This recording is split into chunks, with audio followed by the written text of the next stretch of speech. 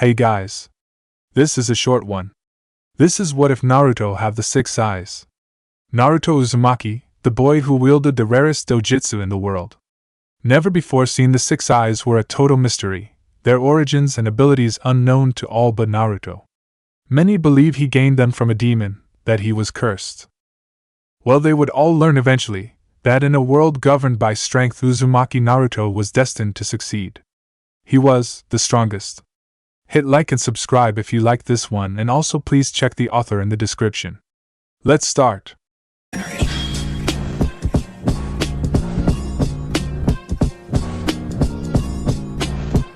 Chapter 1. Naruto of the 6 Eyes. Konoha Academy.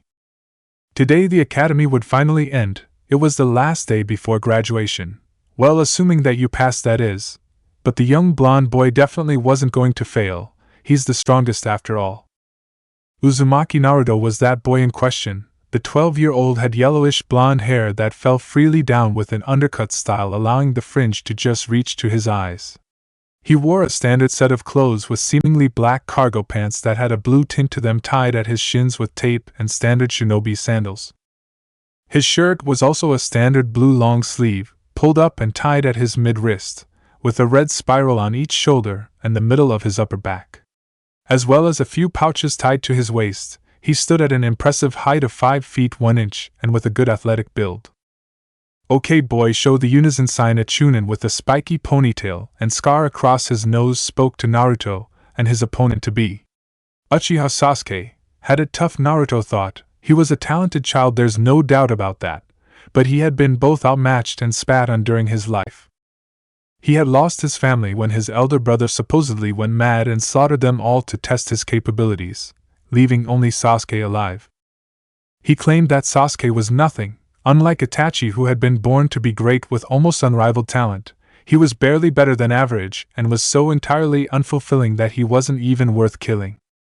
The village claimed to have been unable to catch Itachi, and he escaped after the massacre, leaving Sasuke to swear vengeance, vowing to end his brother's life with his own hands to avenge his family.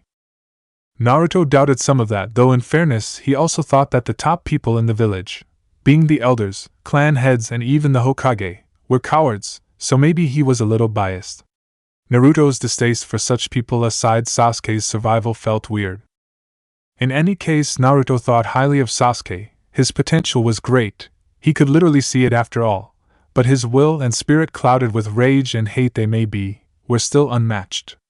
So of course, when set to fight him. Will we get to fight Sasuke? How excited are you to face yours truly, Naruto said with his voice high and playful at first, then swapping to self-reverent and cocky for the last part, while leaning his face forward and giving a grin. Yep, Naruto definitely likes Sasuke. HN was the ever so eloquent reply to his joyful boasting. If only you had activated those pretty red eyes of yours, then I would have claimed it to be fate, Naruto continued, ignoring the twitch in Sasuke's eye. Well, sadly mine don't turn off, or on actually, so I'm afraid I'll have an unfair advantage. Wait, I know, I'll just close my eyes. It's not like I need to see to beat you anyway. This time Naruto's tone held a playful mocking in it, hoping to annoy Sasuke with his comments. Which they did, but did not distract him from his observation. Sasuke stared at Naruto, more specifically his eyes. They were a light blue color and seemed to almost look as if they were reflecting the sky. They had a slight glow to them that just screamed power. They were beautiful, and horribly uncomfortable to look at. It felt like they were peering past and into you, breaking you apart, and seeing everything about you. They stared into your soul and invaded your deepest, most sacred place within your mind, all without even trying. They were the 6 eyes. A dojutsu totally unique to Naruto, with no past holders ever being spoken of. Even the Hokage had never seen them before. They were a mystery. And with their mysterious origins came unknown powers. Only Naruto knew what they did, and even that was being generous. He didn't know as much as just understood. That was the only thing he had revealed about them, their natural ability to see and understand chakra beyond any other sensory ability or dojutsu in the world. To see it at a deeper level than even believed possible, and to then naturally know and understand its place and interaction with the world. Naruto's eyes were, despite their beauty, a divisive thing within the village. Some believed they were nothing special, a parlor trick used by an orphan boy with a god complex hoping to have others believe in and revere his holy existence as much as he seemed to. Others were put off by them, likely having made the mistake of looking into them for too long and disliked and avoided Naruto because of them. But in Sasuke's opinion, the craziest ones were those who believed they were bestowed onto him by a demon in return for a contract or deal. They claimed he was the reason for the Nine Tails attack, that was coincidentally on his birthday, that he was cursed, and that his eyes were proof of such. Sasuke never understood how people could claim Naruto made a binding vow with a demon for his eyes and had been born the same day, let alone be the curse that caused the Nine Tails attack.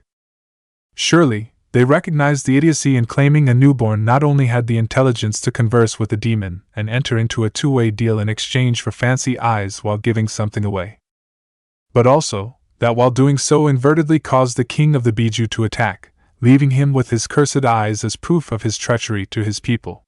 In his opinion, they just didn't like Naruto. Sasuke? You there? Hello? Sensei, I think I've dazzled him with my beauty, and he's unable to fight. Sasuke snapped back to reality from his wanderings at the sound of the voice. He noticed the girls of his class cheer his name. Even the boys looked to be supporting him for once. Naruto's reputation certainly extended far. Iruka sighed at Naruto's antics, and thanked the sage he'd be free after today. He loved Naruto, even tried to fill an empty role in the boy's life as an older brother to help guide and mature him, but gods, he was annoying. Thankfully, with Sasuke's return to the living, he could get this spar over with and finish up the last portion of the graduation exam.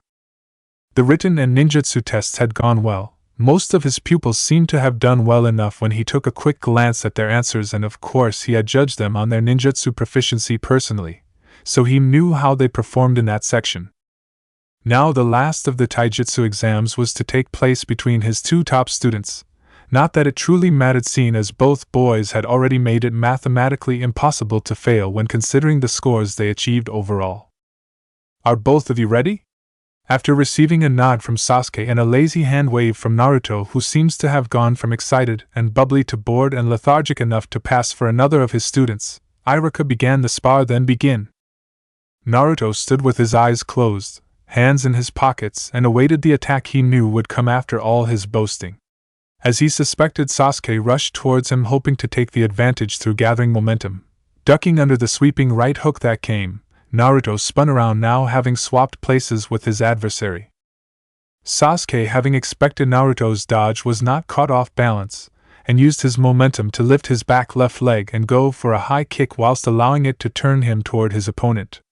Naruto dodged easily after quickly leaning his head back and allowing the leg to swoop past him. Naruto, not wanting to drag it out, decided to forego his usual approach to battle and get into it straight away. He engaged Sasuke after parrying a blow meant for his throat with the back of his hand. He threw his left hand to Sasuke's stomach, which stole the air from his opponent and allowed him to push harder at his defenses. He allowed Sasuke to show off his own skills at the same time, though, not completely overwhelming him, and instead using the spar to try and help where he could in terms of gaining experience and showing any openings or faults within Sasuke's form. The boy, although talented, trained by himself, and so these were always helpful, and each time Sasuke came back having fixed what had been pointed out to him. Naruto loved teaching. Getting tired of the back and forth which he was on the losing end of, Sasuke made distance and regained his breath. Naruto usually fought quite reservedly, using your own power against you until he got into it and began to show his overwhelming power. Considering his opponent seemed to want to jump right into it, Sasuke thought he better up the ante. He rejoined the fight, moving faster and with more fluidity than before. He brought his leg down in an axe kick which was blocked with Naruto's forearms. He had his leg pulled trying to escape and had to eat the clothesline to the chest that put him on his back, but he quickly rolled away from the stomp that would have ended the fight. Naruto smiled and beckoned Sasuke closer after he rose from the ground. He caught a left that was aimed for his nose and held the arm, not allowing Sasuke to escape. He used his free hand to pepper his opponent with blows and eventually wound up a kick that landed under the chin, lifting him off the ground. Before Sasuke could recover, his leg was grabbed again and Naruto threw him out of bounds, ending their spar. Though relatively short-lasting the skill, Speed and power on display was leagues ahead of anyone else. Naruto assumed that they had done enough and decided to just end it despite both boys still being well able to continue. He recognized that this spar shouldn't be one fought to the bitter end. It was purely a demonstration of skill and the teachings you learned, not a genuine spar between shinobi hoping to train and better themselves for true mission combat. With the last spar complete, Naruto and his classmates were allowed to leave after being given instructions to return at the usual time tomorrow for their results and team placement. Making his way off the academy grounds, Naruto ignored his classmates' grumbling about his win over Sasuke and made his way home. He actually quite liked some of them, but also recognized that many were simply limiting themselves by solely learning from their clans. But he supposed heirs learning material from outside the clan would cause tension within the hierarchy of cowards who ran this place. They were people who started out normal but became corrupted by power and prestige. They were backstabbers who used the downfall and hardships of their friends to further their own position. Well, that was irrelevant to Naruto. He had known of such things since the discovery of his eyes. He had watched and listened as they debated and discussed what to do with him as if he was their property. Some voting for his death while others wished to take control of him and use him for their gain. But in the end, despite political positions, power dictates everything, and the Hokage had ruled he would be left alone. Truly, power was everything. If you were strong, the village would have need of you, and well, the name he would eventually create for himself was proof enough of this boy's strength. Naruto of the Six Eyes, the strongest. But for now, he was a boy awaiting his team and Jonin Sensei to be revealed so he could continue his path. Chapter 2. Naruto's apartment. Naruto sat alone in his apartment. The room was nice, not overly lavish or extravagant, but still better than what an average orphan would be accustomed to. The apartment consisted of a living space with a couch, coffee table, and TV, along with some space for bookshelves and storage. Next to it was a kitchen separated only by a worktop that jutted out from the wall, with the side on the living room prepped with mats for eating and the kitchen side housing the oven and fridge. Lastly, his bedroom was nice, large enough to hold a double bed with a wardrobe for clothes and even a place for study. Naruto disliked it though. All this apartment did was prove to him that strength was all these villages cared for.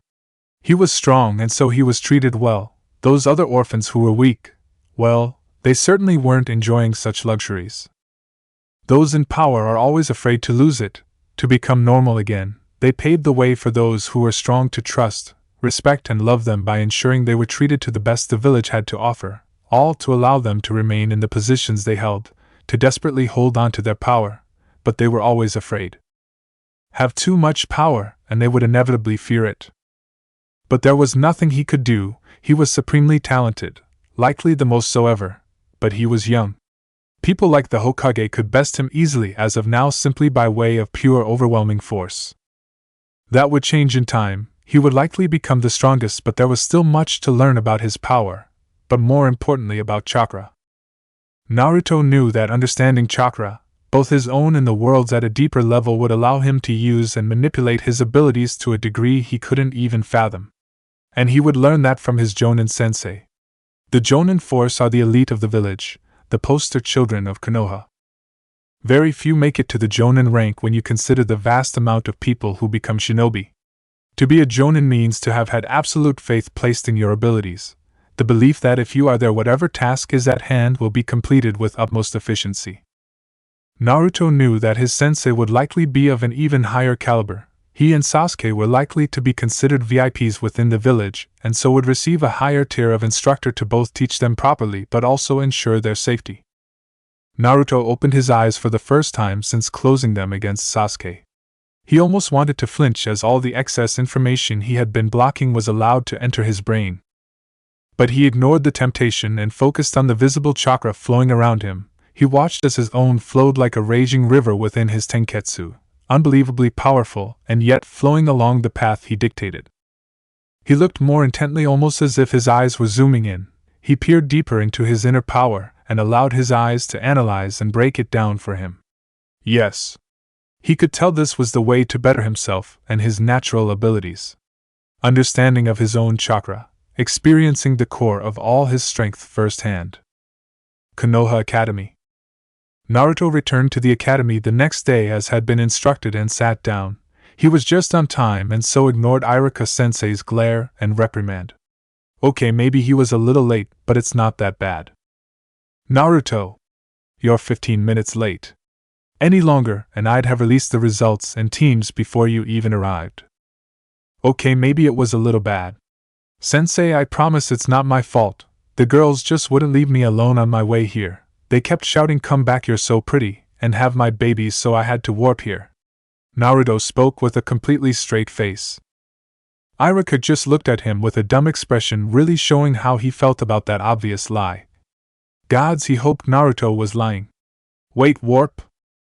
Anyway, Irika continued, ignoring Naruto's grin and sly wink at Ino, who he had sat next to.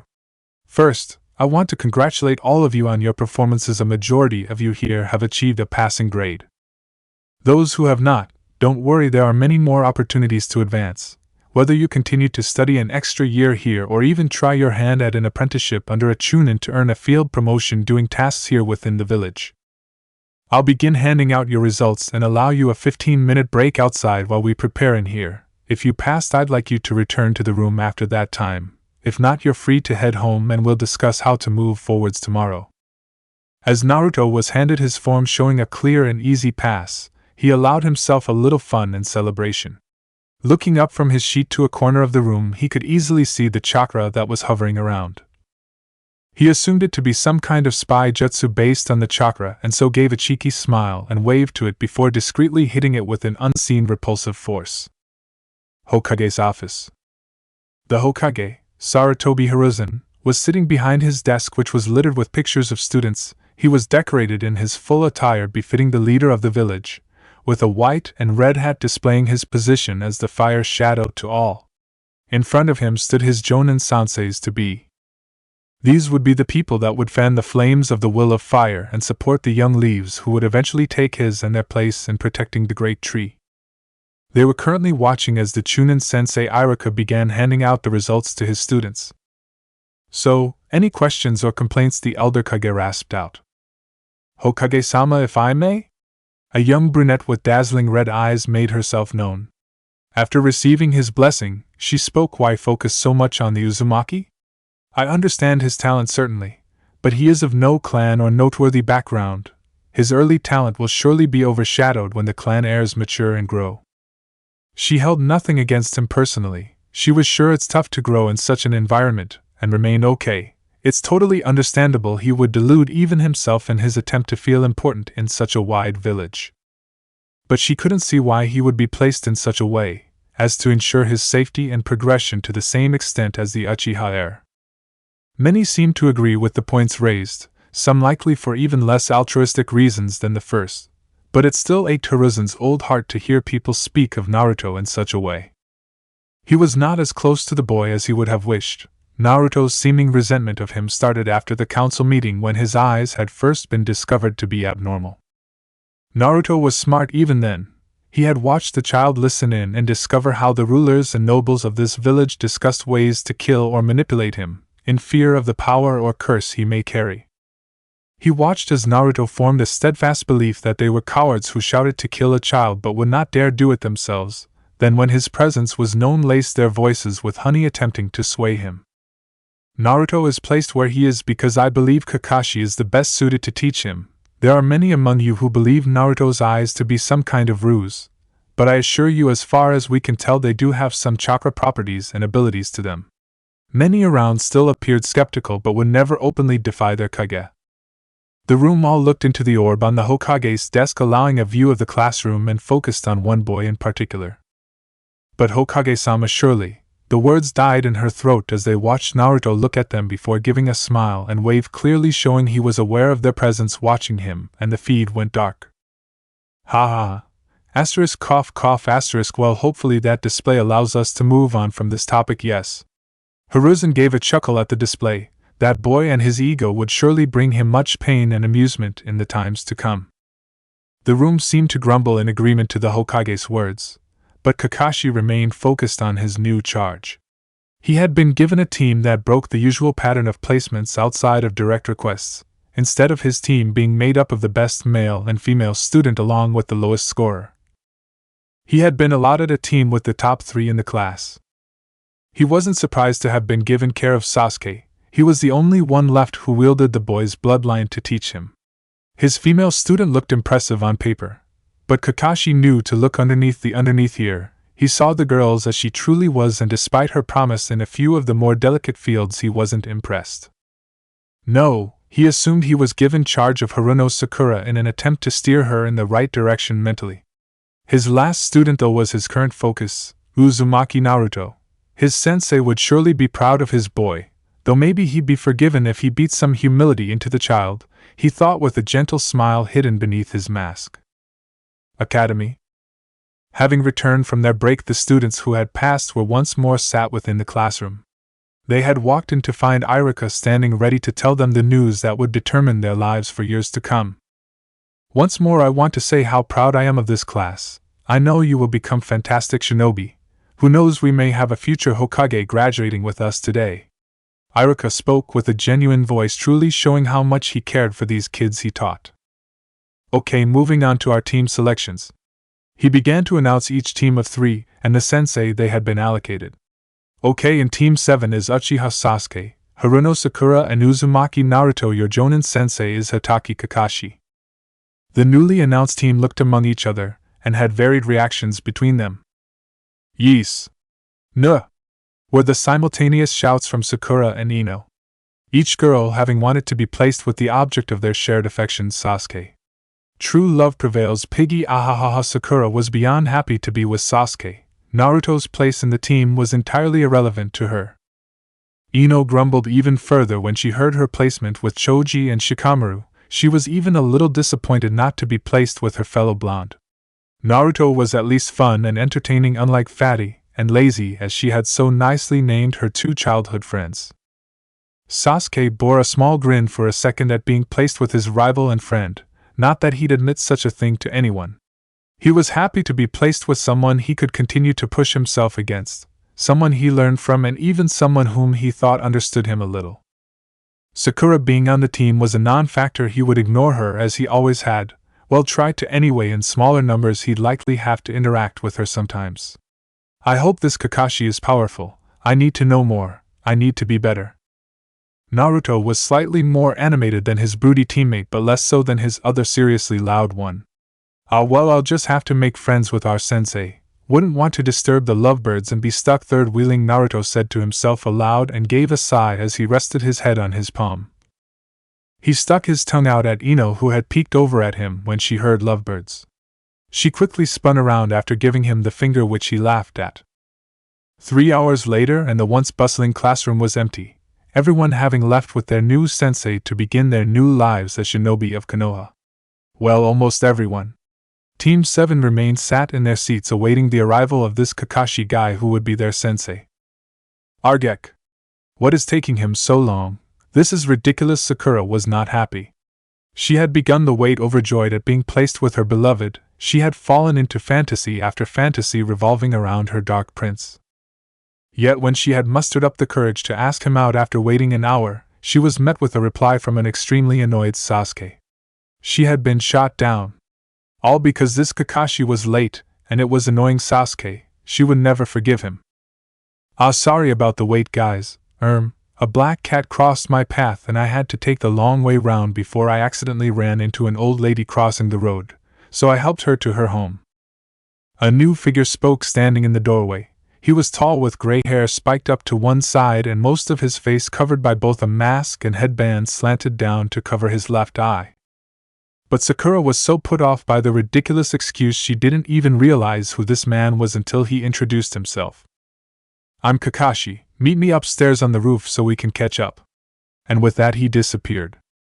Sakura watched Sasuke stand and ready himself to leave before both looked over at their remaining teammate. Sprawled out over the desk, Naruto was sound asleep. Having got bored of being the most annoying person in the world after a few minutes of waiting for Kakashi, their teammate had decided to just sleep. Deciding to abandon him to whatever fate awaited, the dumbass Sakura and Sasuke made their way to the roof, with Sakura attempting to make conversation the whole way.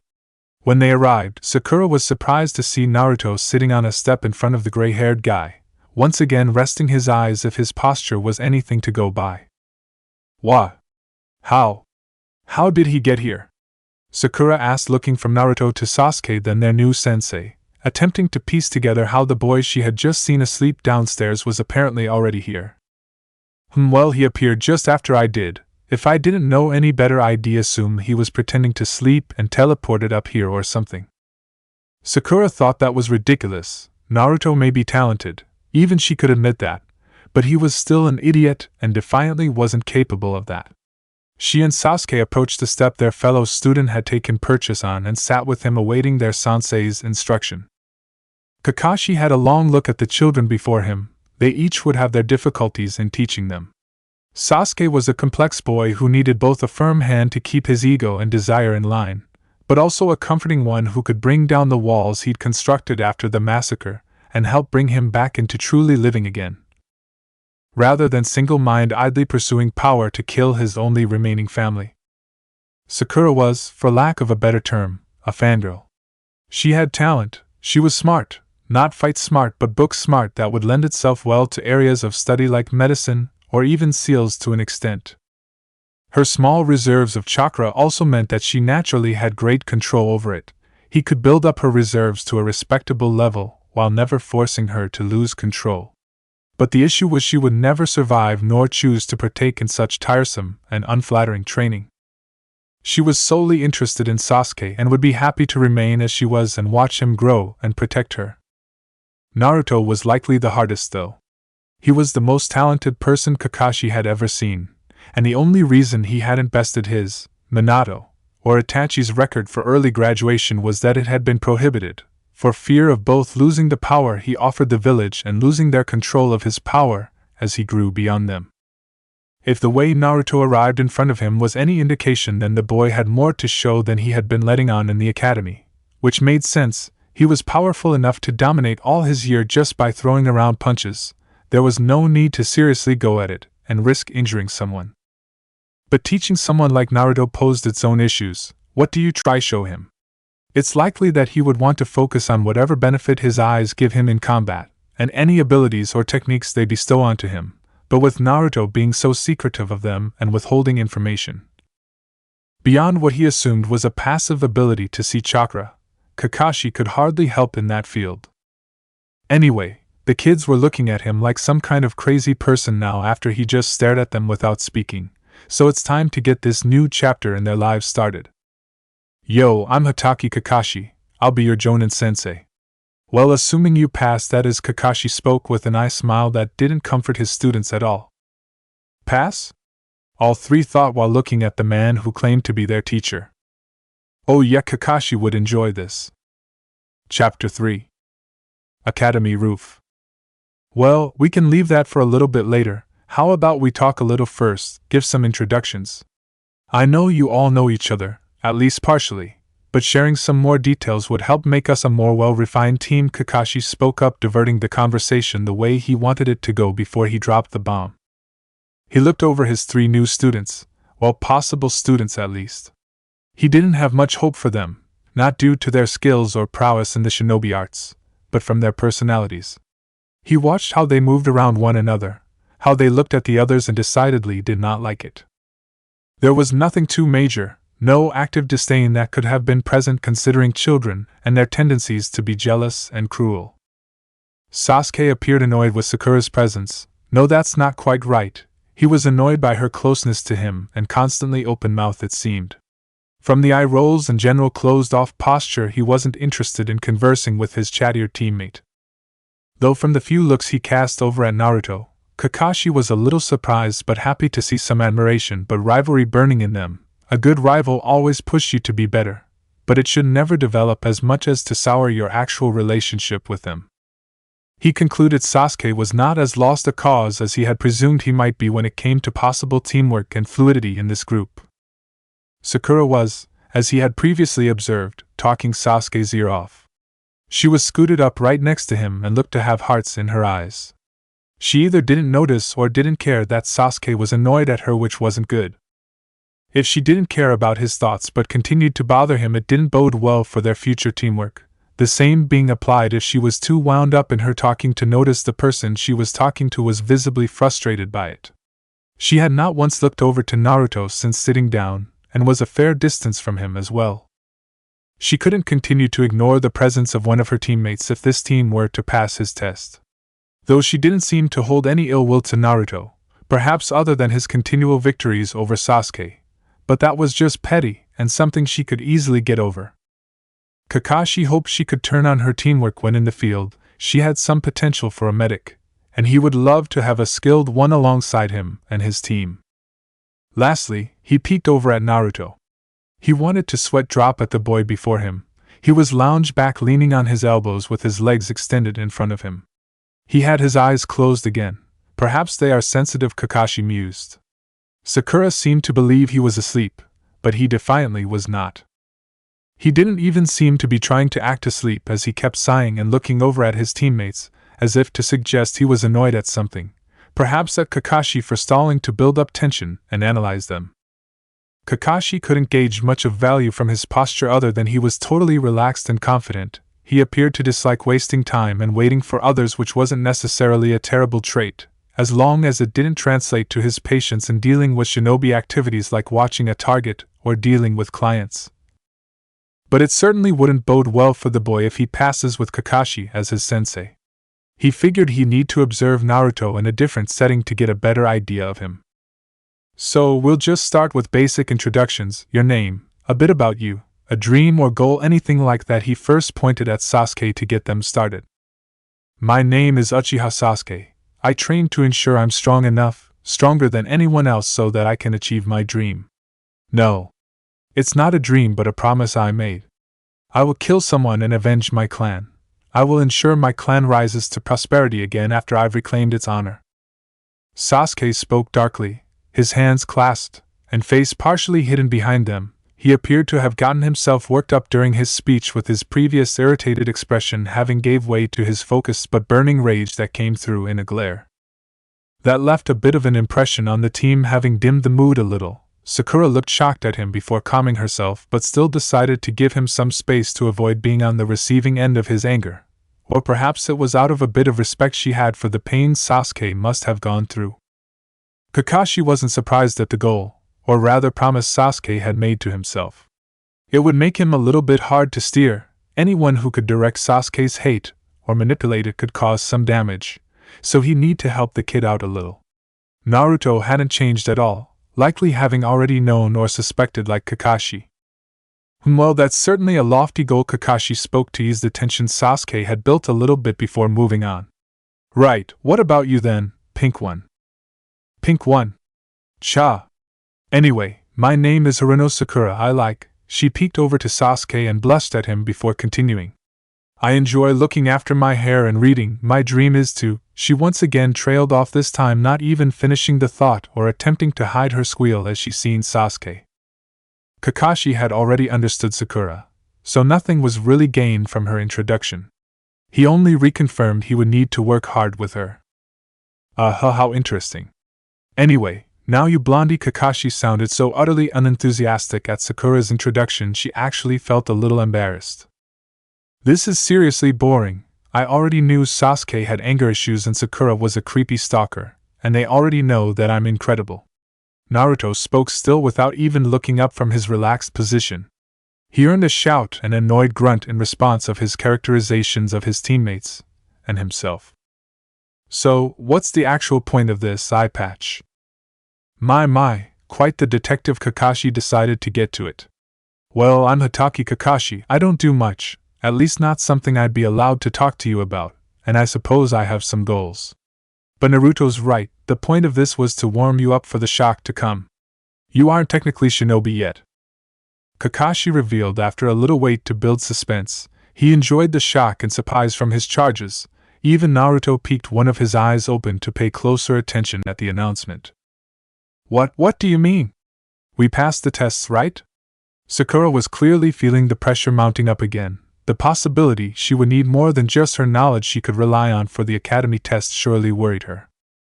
Yes, you did pass the academy tests. But they are not the only ones needed to truly become genin.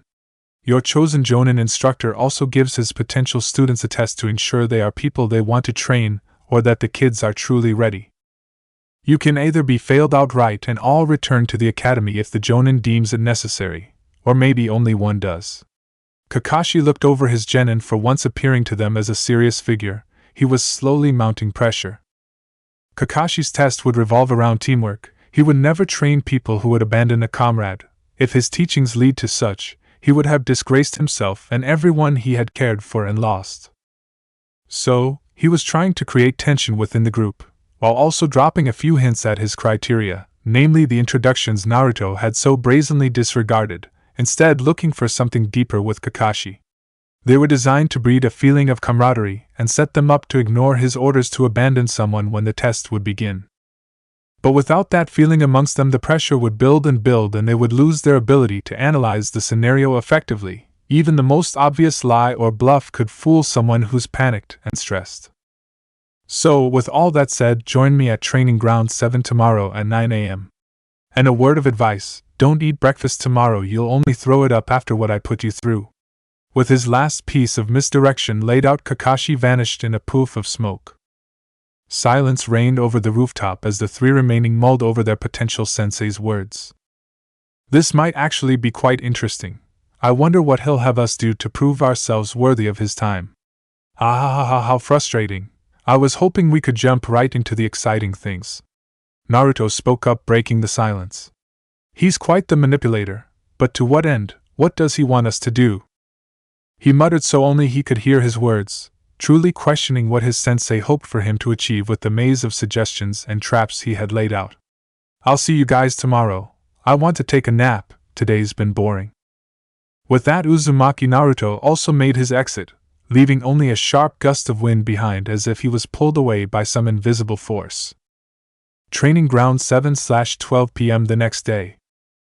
Naruto watched as his potential sensei showed up 3 hours late, and only offered an even worse excuse than last time to justify himself. The man was surely lazy and unpunctual, but Naruto didn't think that was all there was to it. More of these mind games. It's clear now he's trying to throw us off our game, to make sure we can't operate at full capacity both physically and mentally. So, what test have you conjured up for us, Mr. Eyepatch? Well, you're all here bright and early just as I instructed. But enough with that, let us move on to your test, Kakashi spoke to the team. Naruto watched closely, observing both his teammates and the man who would be testing them. He noticed they appeared ragged and sluggish already, but they had done nothing but sit and complain while waiting around. I see, so they followed his instructions not to eat as well. Naruto had ignored that particular instruction, believing it irrelevant, but also assuming it was a trap laid out, even if at the time he didn't know for what purpose. Now it seemed clear Kakashi was trying to wear them down. Kakashi made a show of pulling out 2 golden bells held by red string and dangling them in front of himself. Your goal is to steal these bells from me. You can achieve that in any way you see fit, but remember, come at me with intent to kill or you'll never even see them. You'll have until 2 p.m. so in 2 hours if you don't have a bell, you fail and you will be tied to a post while I eat in front of you. Naruto watched Sasuke and Sakura cringe at that, but he was more interested in the past criteria. Steal a bell from the hip of a jonin, that's rough. I'm sure this man is someone quite special. His eye doesn't match the rest of his chakra and feels extremely powerful and potent. Well, it's likely a Sharingan if his alias as the copy ninja is anything to go by, plus it looks red. Naruto had briefly researched his sensei. Nothing major, just a little background knowledge you can get from public sources. But this man truly was well known. Sensei? You only have 2 bells, shouldn't there be 3? Sakura seemed to have gotten over herself and noticed Kakashi's ace in the hole. Well, as I mentioned yesterday, it's entirely up to the sensei's discretion who is passed and how many out of a possible graduate team. Personally, I only want 2 genin, so my test reflects that only 2 people can pass this test. One of you is guaranteed to fail. Sasuke and Sakura looked wholly taken aback before proclaiming the unfairness of this. Just because they had been given Kakashi, one would fail. But Kakashi only said that the world was unfair. Genins died on missions, and he didn't want to take on 3 so he could ensure better training and protection. At his logical reasoning, Naruto watched his teammates eye the bells and subtly move away from each other. Each wanted their own formation. Sakura would want Naruto to fail so she could be with Sasuke, while Sasuke likely wouldn't care who he was with as long as he got a bell. He'd maybe even steal one if he didn't get it off Kakashi. Naruto had just decided he liked his new sensei. What a test to put newly graduated students through after mounting heaps of pressure. This would surely crack everyone's composure and test if they were worthy or not. Had he not been focused on his sensei, his words and actions as well as watching his teammates at the same time, which he could only do so effectively thanks to his enhanced processing speed granted by the Six Eyes, he would be as lost and conflicted as his fellow teammates. Okay guys, come at me with intent to kill, as I said, whether that be in direct combat or traps. Do what you need to pass. You may begin. Naruto watched his teammates jump off into the forest to conceal themselves, but doing so in different directions. He looked at Kakashi, who looked slightly amused at his presence, but he was hiding it well, having taken out a book to read. He's seriously good at mind games. He could have people wrapped around his finger in a fight just by feigning boredom. Oh, you're still here? Shouldn't you be off hiding yourself? Well, I don't think so. You have what I want. How does hiding help me take a bell? It just lets you stall and make this boring, Naruto replied. That's an interesting way of looking at it. But I suppose you're not wrong, though I would have come looking for you. Kakashi seemed amused at the response. I think I'll indulge you with our first contact in this scenario, he continued. Lowering his book to his pouch, once more jingling the bells on their way, he stood loose waiting for an attack. Well, he's taking me perhaps a little more seriously than Sasuke or Sakura. Naruto looked around and spotted his teammates' hiding places. At least they're watching. I'll fight for a bit before retreating to them, and then we'll build from there to achieve the main objective of Kakashi's test. That way they'll have seen the level of this fight and come to realize on their own the true purpose. Or at least will be more receptive to the idea of working together when I bring it up. Well, no time to waste. I think I'll show off a little, yeah? My future team's watching after all. And with that, Naruto began his attack. Usually, Naruto was reactive in a fight, especially at the start, but that wouldn't work here with the difference in experience and level. Plus, Kakashi seemed to have no desire to start it himself. Perhaps he knows my preferred style and is forcing me out my comfort zone, though that's maybe just overthinking his laziness. Naruto clasped his hands together and vanished from his spot. Reappearing behind his target, he let loose a powerful kick aimed to Kakashi's right temple. But before it could connect, the elder ninja lowered his head to avoid the kick and spun around, aiming a punch to Naruto's midsection with no hesitation. Launching off his standing foot, Naruto avoided any contact easily and made a little distance again. Kakashi seemed a little put off by the speed he had shown off there. It was faster than usual thanks to the hand sign, but still it seemed the Jonin had followed him and reacted quickly enough. That was a little dangerous. If I had my book out, that might have actually caught me off guard. Kakashi seemed to stand taller, his easygoing persona shattering as he allowed himself to truly show of his physical stature. You're a dangerous kid, Uzumaki Naruto. Well, I do try my best. Shall we continue? Chapter 4. Training Ground 7. Well, I do try my best. Shall we continue? Naruto noticed the change in Kakashi's posture. This fight was about to change gear. These people are going to be my team, and Kakashi will be my sensei. It's important he has an understanding of some of my abilities. I suppose I'll show some moves off here then. Even if he can't help directly, surely his knowledge will help me apply and utilize them better. Having made up his mind to show his hand to this team, Naruto this time adopted his usual battle strategy. He waited for Kakashi to engage him. Having gained the attention of the Jonin, Naruto assumed the man would indulge him a little more than he would have at the beginning of their fight, and would attack to see what Naruto was trying to show him. As he hoped, Kakashi did indeed instigate the next attack. Jumping in towards him, Kakashi appeared behind him and attempted to trip him with a quick leg sweep. Once again, Naruto clasped his hands and vanished. Appearing behind Kakashi himself, he raised his right leg for a kick at his opponent's face as he turned to face him. Kakashi leaned his head to the side and allowed the kick to sail past him, then attempted to take advantage of the missed attack and went to grab the leg, only for it along with Naruto to vanish again. This time, however, Naruto didn't appear behind Kakashi but directly in front of him, ducking under the arm Kakashi raised to catch the kick. Naruto took a swipe for the unprotected bells at his waist. Kakashi only had just enough time to jump back and make distance, though not before Naruto managed a touch at one of the bells. Naruto stood back up from his crouched position and looked to his potential future sensei. The man was looking at him weirdly, as if he couldn't figure something out. Well, if it was how he was moving around as he was, Naruto would explain it to him, but not just yet. If Kakashi wanted any chance to figure it out, he would need to bring out that eye, and that would surely be embarrassing for such a renowned man. But it would also tire him out, so a win-win scenario for Naruto. Trying to take advantage of his opponent's distraction, Naruto vanished without the hand sign. He once again went for a kick, this time forcing Kakashi to block by crossing his arms over himself. The blow knocked Kakashi's hands up and forced him to slide back in the mud. Naruto moved forwards again and held his index finger on his right hand up while moving his left hand in front to cover whatever was happening from the gray-haired man's sight. Chakra technique reversal. Red Naruto seen a red ball appear hovering above the tip of his finger and allowed it to go off. The result was an abrupt repellent force smashing into Kakashi and throwing him back into the air. The man easily corrected his flight path with a flip and landed on the ground. Looking around immediately, he seen no one in front of him. Then by pure instinct he spun around at full speed to his left and landed a back fist to the figure who had appeared and made an attempt at the bells. Kakashi felt the contact and immediately worried. Damn! He actually got me. He teleported behind me while I was flying and didn't allow me to see when he moved or where. I acted on instinct there and slammed my fist into him because he got past my guard. That was my full power, that could kill him.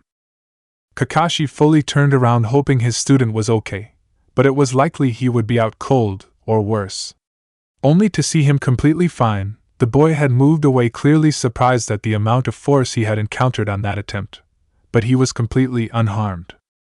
Naruto, how are you unharmed? I hit you there, at my full power. I know I felt the contact. Kakashi questioned. Well, that was scary. Seriously, that force could have knocked my head off. You're certainly a powerful shinobi. Likely one of the top few in the village. Naruto answered back, ignoring the request to explain his survival. Seriously though, that was scary. I acted purely on instinct to activate it on time there. Even with my advanced perception time, I'd barely seen that coming. Well, that's always what I assumed its current weakness was anyway. Realizing Naruto wasn't going to explain himself, Kakashi decided he would force him to. Naruto seen Kakashi appear before him again and only just leaned to the side on time to avoid the jab at his nose.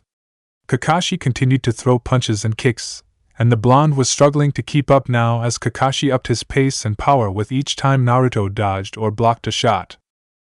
Kakashi pulled out a kunai and began to swipe across his body, and Naruto had to push himself to his best to keep up. Seeing the kunai headed towards his left shoulder, he pivoted to his side and allowed it to pass by harmlessly while also moving into Kakashi's guard. He threw a quick hook to the body, and it struck cleanly and powerfully. He was using it, not to defend himself this time but to increase the power of his blows. When he seen the knee Kakashi raised to hit him on the nose, he attempted to back away only to realize the kunai he had dodged earlier was again on its way to be stabbed into his back if he moved. Seeing no other way out, he again warped and appeared behind Kakashi, who spun and threw the kunai behind him at Naruto while he was reaching for Kakashi's vest. Naruto was forced to abandon his attempt to land a clean hit and dodge, which allowed the Jonin to attack. Now well over Jonin speeds in his offense, Kakashi forced Naruto solely on the back foot. He felt like he was beginning to make glancing blows now, but Naruto still appeared like they were not even bothering him. Kakashi faked a heavy kick to Naruto's face, and when the blonde held his hands across to block, he changed trajectory and kicked the inside of the boy's left knee.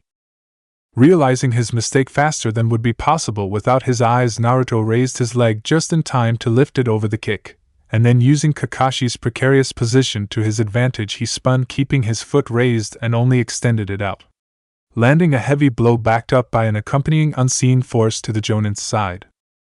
Skidding back a few feet, Kakashi had enough and began to fight totally earnestly, only without any intent to seriously harm or kill his student, leaving Naruto up against all Kakashi could offer, without of course any jutsu or unveiling his eye. He began dominating the fight and landed many blows to Naruto's side and arms, and although he felt the contact, Naruto showed no ill effects or any sign of slowing down. If anything, he was beginning to keep up better the more he was pushed. Like he was adapting instantly mid-fight to this level of combat. Naruto went to make distance and secure his position, but he was afforded no space or time. He leaned back almost horizontal to avoid a spin kick that would have knocked him clean out, and had to retreat backward via a backward handstand when Kakashi planted his foot from the kick and moved forwards to grab him by the shirt. Naruto, not wanting to be overrun, began to fight back. He grabbed the hand that tried to catch him and held his opponent in place. Then he drove an open palm into Kakashi's stomach, landing 3 blows to the man before he let go and spun around to his left, raising his leg and aiming his left heel to kick the man away.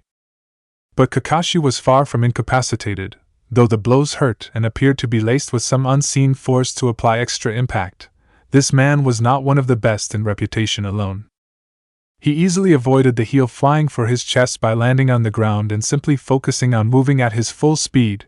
He appeared right in front of Naruto, his fist already in motion, and aimed the hit to the boy's stomach. Naruto's eyes widened as he watched the man all but teleport in front of him. He couldn't warp.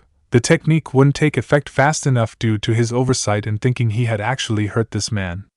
He'd have to show it again, but this time there would be no hiding it. Last time Kakashi hadn't been looking at him, he had yet to turn to him, and he had been unable to see the impact clearly thanks to the flow of combat the few times he had landed in this last exchange. But now, he was watching. As had happened last time Kakashi felt his fist impact with Naruto, he watched the boy with his uncovered eye at full attention.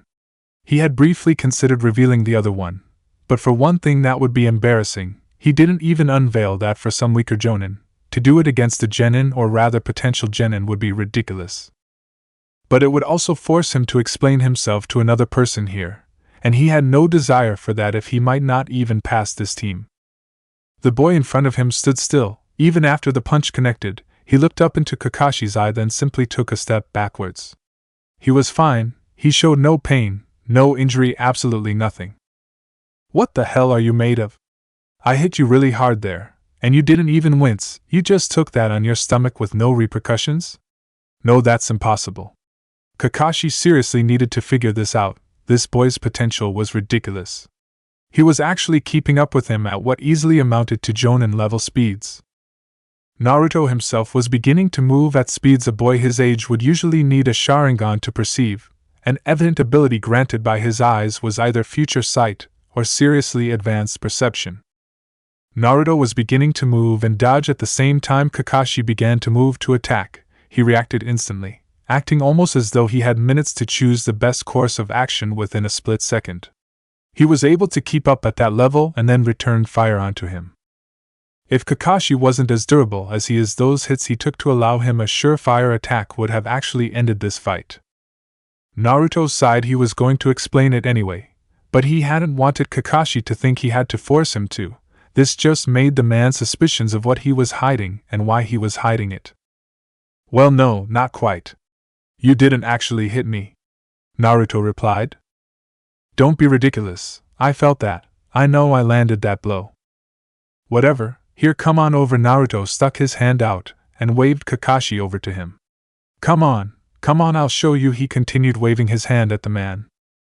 Deciding to humor the kid, Kakashi moved over to him and stuck his hand out, attempting to place his hand on Naruto's. He was bewildered when his hand stopped a good inch before the kid's. Trying to push it further, he couldn't seem to move it any closer at all. Wah! I can't touch him, not even a little. Kakashi looked up from their hands at the boy. See, I told you, Naruto said, proving his earlier statement true. I have more than one hereditary ability. Well, I assume it's hereditary at least.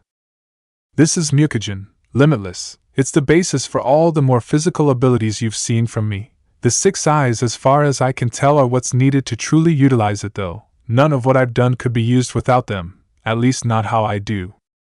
The concentration and ability needed to use these is so great that without the eyes to match, it's likely none could be realistically used in combat. The enemy won't just stop and let you focus for a few seconds, will they? Okay, but how were you doing that? You said the ability was called Mukujin, and that it encompasses all your attacks, so how did you stop me? Or teleport? Was that how you pushed me away when you covered your hand from me? Kakashi seriously needed to hear this. He was so caught up he forgot he gave Naruto his hand, or rather wasn't expecting it to be used against him. I will tell you, but not just now, yeah. After all, you might not even be my sensei if we can't pass here. With that, he locked his hand with Kakashi's and made a move for the bells. Unfortunately, he wasn't able to get more than a touch at them once again. Kakashi threw him away with enough force to tear apart the hold Naruto had.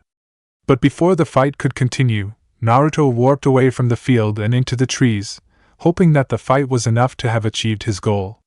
To force his team together, having realized the impossibility of victory alone. Kakashi stood now alone in the field, contemplating the newly discovered factors surrounding Uzumaki Naruto. Hui. Seems like the kid may have already sussed me out. I did lay it a little heavy on them with pushing them together. But I assumed the tension would have still been effective at disrupting logical thinking and evaluation, enough to make it difficult at least. Kakashi wasn't so surprised actually, he already knew Naruto hadn't ever really shown off. Everyone who could think logically and disregard any bias they held against him could. But the extent of the abilities shown, and Naruto even claiming that they were the result of an inherent ability completely separate from the six eyes, was a shocker. Perhaps he set me up here, led me around by the nose. Not in a way to win the fight, but to ensure he could get his teammates to comply with his theory about the pass criteria for my bell test. Ha ha, what a kid. Within the forest, Sasuke stood where he had set up camp at the start of the test. He had been setting up his traps when he heard some type of explosion and rushed over to watch the fight. He arrived back just in time to see Naruto appear behind their distracted instructor, having apparently sent him flying. He watched as the fight escalated after Kakashi appeared frustrated from the attempt. From his distance and angle he couldn't hear them or see in great detail, but he watched Kakashi approach Naruto and appear shocked by something after appearing to land a solid clean blow on the boy, moving at speeds that had Sasuke's jaw drop. After Naruto left, he watched Kakashi contemplate something before laughing to himself, and then vanishing. Assuming the man was moving on to him and Sakura, Sasuke began to prepare himself. He checked up on his traps and supplies before lying in wait. After a minute or two he heard Sakura scream and assumed she had been taken out. Despite her annoyance, he wanted to go see if she was okay, but left it to Naruto, who was likely to have some free time from the silver-haired Jonin after their fight. After waiting a few minutes, he finally spotted Kakashi. The man was crouched on a tree branch, seemingly inspecting one of his traps. Though he wasn't worried, he had laid out a few that were like red herrings.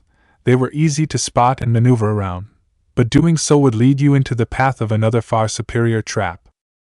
The idea was to allow the man to believe himself to be safe, then spring on him and overwhelm him alongside a constant barrage of traps. Well, it's well made, that I can attest to. However, when your opponent is of a higher level and age than you, it's best to assume that their experience outmatches even well-made traps. It was a good idea, and it shows good behavior and understanding that you were busy during the time I gave you while fighting Naruto, but you'll need more than this to get a bell. With that said, Kakashi purposefully set off the trap, causing a chain reaction that let off the hidden one Sasuke hoped would catch him off guard.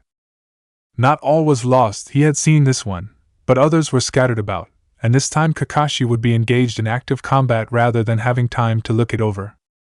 Don't be so cocky, he yelled as he jumped in to fight the man. Kakashi was impressed with the boy. He was fluid and his moves clearly refined over years of practice. He deflected a punch aimed to his stomach and off to the side and marveled at how comfortably and quickly Sasuke adjusted his body to not only keep his momentum but cover the opening Kakashi made in his form. Had he wanted to, Kakashi could have hit him there, but against maybe even a lower-level Chunin that opening would be impossible to exploit.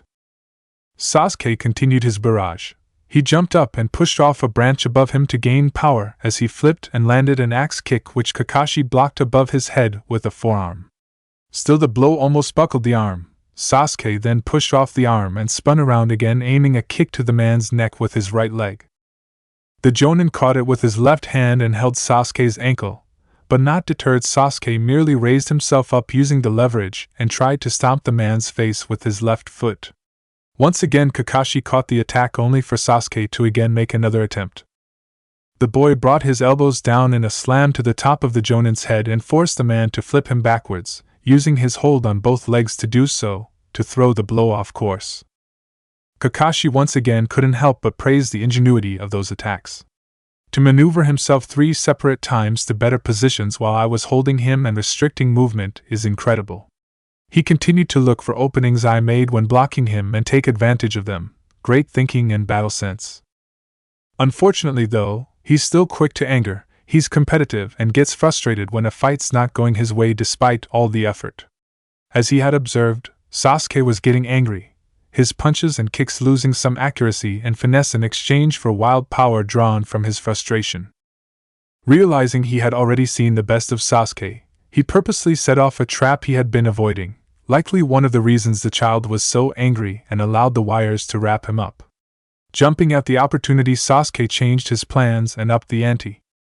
Finally, take this. Fire style, Grand Fireball Jutsu. Sasuke launched his power move, the signature jutsu of his clan, in an attempt to burn the man who had so easily dealt with him and avoided all the traps he laid out. In doing so, he blocked his view of his opponent. After a few seconds, the fireball hit its target and erupted into flames. The surrounding trees all suffered the aftereffects and burned. When Sasuke moved over to the branch, he found nothing there, and was taken off guard when he was pushed off the tree. Looking up while falling, he seen the silver-haired man wave at him from the branch. Positioning himself to land properly, the boy looked up to his adversary in the trees. Your grasp of taijutsu is fantastic for someone of your age and position. It's likely that the only way to improve it is through real combat experience, along with fighting superior practitioners of the art. Of course, that's all technique and physical ability. It will also take a massive leap when you activate your Sharingan. Kakashi began his lecture, still looking down on the boy from above. He could see the more he said, the more annoyed Sasuke got, even if the boy recognized what he was saying was true. But you have a major weakness that is easy to exploit. What? What weakness? Sasuke forced himself to reply through ground teeth. He felt like this man was looking down on him, not in the physical sense but mentally. Your anger blinds you, Sasuke. You got annoyed, and so when shown an inch of success you threw everything at it, oblivious to the fact it could be a trap. I used your anger against you and lured you into using such a ninjutsu, and although an impressive feat, your application of it was wrong. You blinded yourself to my movements and tired yourself out, letting go of your chakra control to make it bigger. Perhaps that's a little hypocritical considering I lost track of an enemy earlier, but that was not of my own doing. Kakashi thought to himself. Sasuke looked incensed at the idea he was manipulated in such a way, but seemed to accept it. I want you to think about this. What could you have done better in this situation? How could you have made better use of my situation when tangled in wire? But just to drive home my point about losing view of an opponent, as he spoke those words, 2 hands popped up out of the ground below Sasuke and pulled him under up to his head. Sasuke was taken aback by this and looked up to the Kakashi he had been speaking to, only to see him smile before poofing into smoke to signify some type of clone jutsu. The hands that had dragged him under rose until the full body of Kakashi was standing before him. I'm sure Naruto will be along soon, likely with Sakura to free you. But consider this for when he comes. Make the right decision. And with that the man jumped off into the trees. Elsewhere with Naruto and Sakura. Naruto looked over his shoulder at his companion. He had found her when Kakashi appeared in front of her. He had prepared himself to intervene should he try to physically combat her. But he simply placed her in a genjutsu, likely trying to measure her aptitude for the field. He left evidently disappointed when she fell prey to the first one and fainted from whatever she was shown. Naruto had dropped down then and woken and calmed her, explaining what had happened. He had then broached the subject he was there to speak with her about. At first the girl was vehemently against teaming with Naruto. She had thought he was trying to trick her into abandoning Sasuke and leaving him out.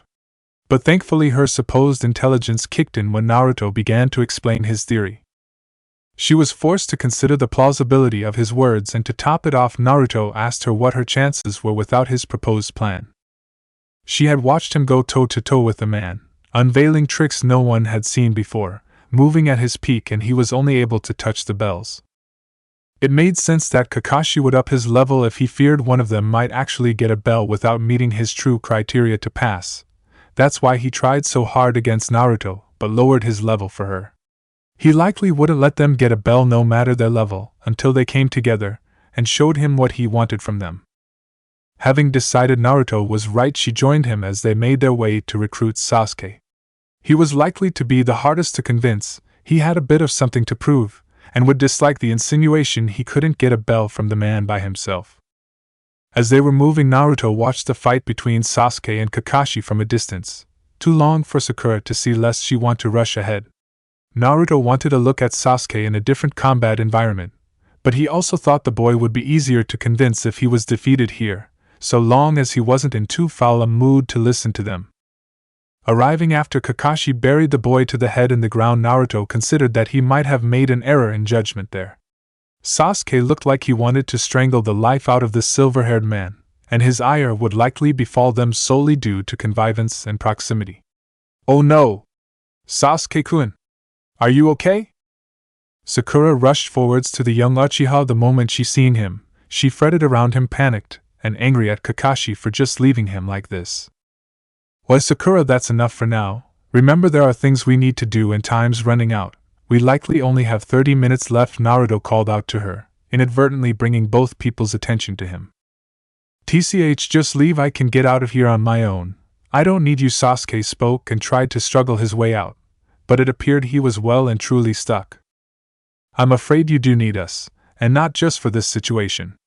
Sasuke looked confused at the blonde, but still Naruto could hardly take him seriously, just being ahead and all. "I'm going to leave you in there," he received a shout and a glare at that proclamation. "Until after I've finished explaining." "I don't care what you're explaining, let me out." Sasuke didn't seem receptive to his idea, and he would lose Sakura as well if he continued to treat him like this, so Naruto thought to make it quick. "You will care when you don't pass." Now with some quiet, Naruto began to put it simply, "This test isn't about the bells. They're a distraction meant to divert our attention away from the true purpose, and the reason there are only two is to incite conflict within this team," Naruto briefly explained. He received a blank stare in return. "What? That's ridiculous. What would Kakashi have to gain from doing something like that?" Sasuke reasoned.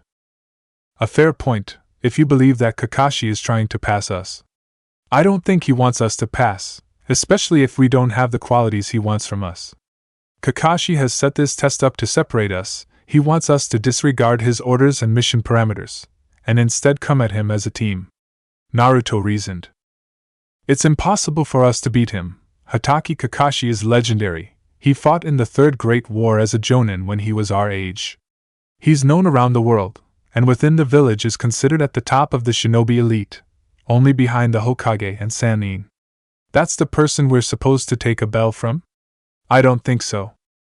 It's a trick. The real test here is on us as a team. We're going to have to come together, all three of us, and show him we won't abandon a teammate for a short-sighted goal. That we are trustworthy." Sasuke listened to the speech and considered the idea. "It's not unreasonable. We know he's tricky. He made me and Sakura come here without having breakfast, then made us wait hours before arriving.